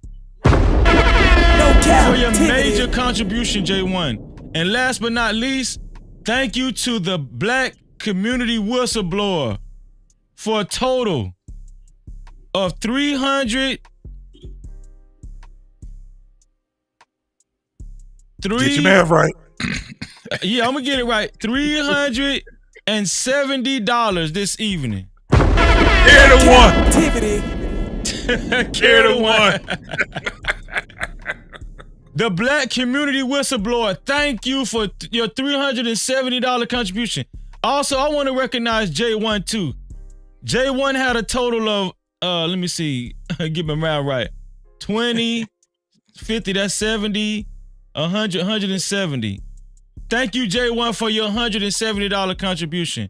Thank you, everybody else, for your contribution. The $20 contribution, $10, $2, $5. Thank y'all. $50. Thank y'all. I really appreciate y'all. Thank you so much. Mob, bro. What'd you say, bro? That's what they call a cash mob. That's a fact, bro. As a matter of fact, it's at 27. Yeah. Listen, thank y'all. I really appreciate it. JT, you gonna holler at me in the back, or you want to say something right now before we end the show? Man, I want to say something before we end the show, man. This the shit. Unless you're doing the show tomorrow, man, it's about to be the last. We at the end of this year, man. 2023, bro. No, I'm gonna do a show tomorrow. I'm gonna bring in a New Year's show. I'm gonna do a show tomorrow, yeah. But no, yeah. I want you to say something. You seen the title of the show? Can you give? You know what? You're gonna be the one that cap it off. As soon as you end, I'm gonna give my famous speech at the end. But listen, give the No Cap crew some words of wisdom on how to join themselves with somebody that's trustworthy for the rest of their lives in marriage, that they can be safe with. Yeah, first and foremost, men, you have to absolutely understand who you are. You got to understand that you are that nigga. Men, you got to understand that you are. You that guy, you that protector, that provider, you that guy that gives wisdom and all of those things, right? Women, you got to understand who you are when it comes down to it. You got to understand the value. You are very valuable, right? To your mate. You have to understand how valuable you are. And one of the things that you have to understand, women, is that your chastity, it means a lot to men. Your chastity. Ain't nobody telling you to be a damn virgin. But you have to be at a point where you cannot give the man that you want to marry all your fucking baggage. Get your shit together. Same thing with men. You can't be sitting back and giving all the women that you've been in relationships with all of your utility, right? Facts. This is the thing. When it comes down to it, and you tell that woman that you are willing to lay your life down for her because she's your family. Young men, if you have not married before and you out here, and I'm talking to 18, 20, 21, 22, 23, 24, 25. You have to actually build yourself and understand what your utility is to a woman. You have to build that, man.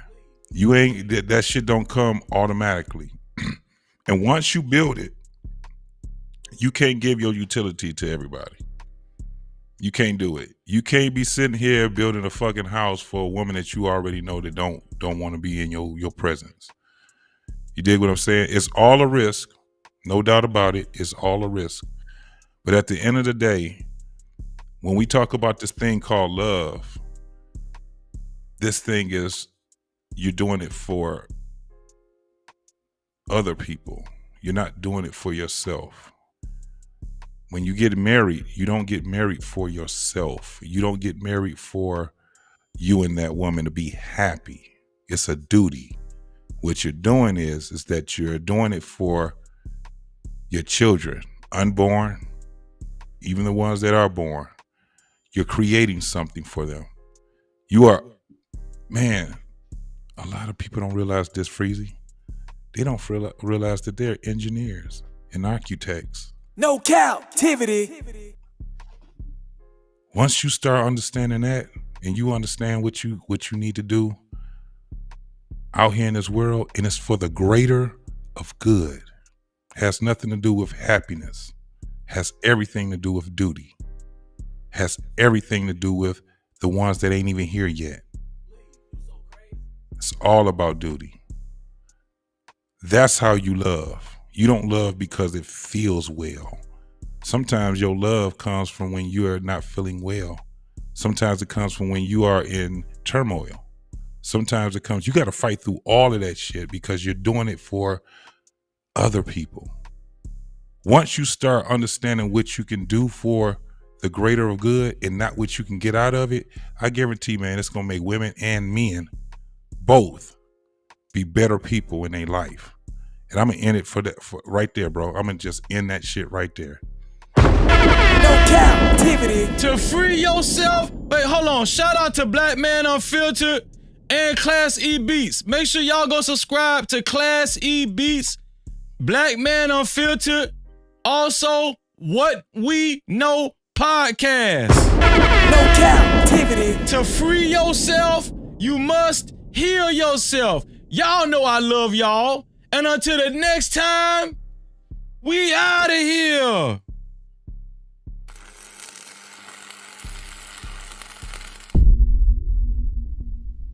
No captivity. Freezy.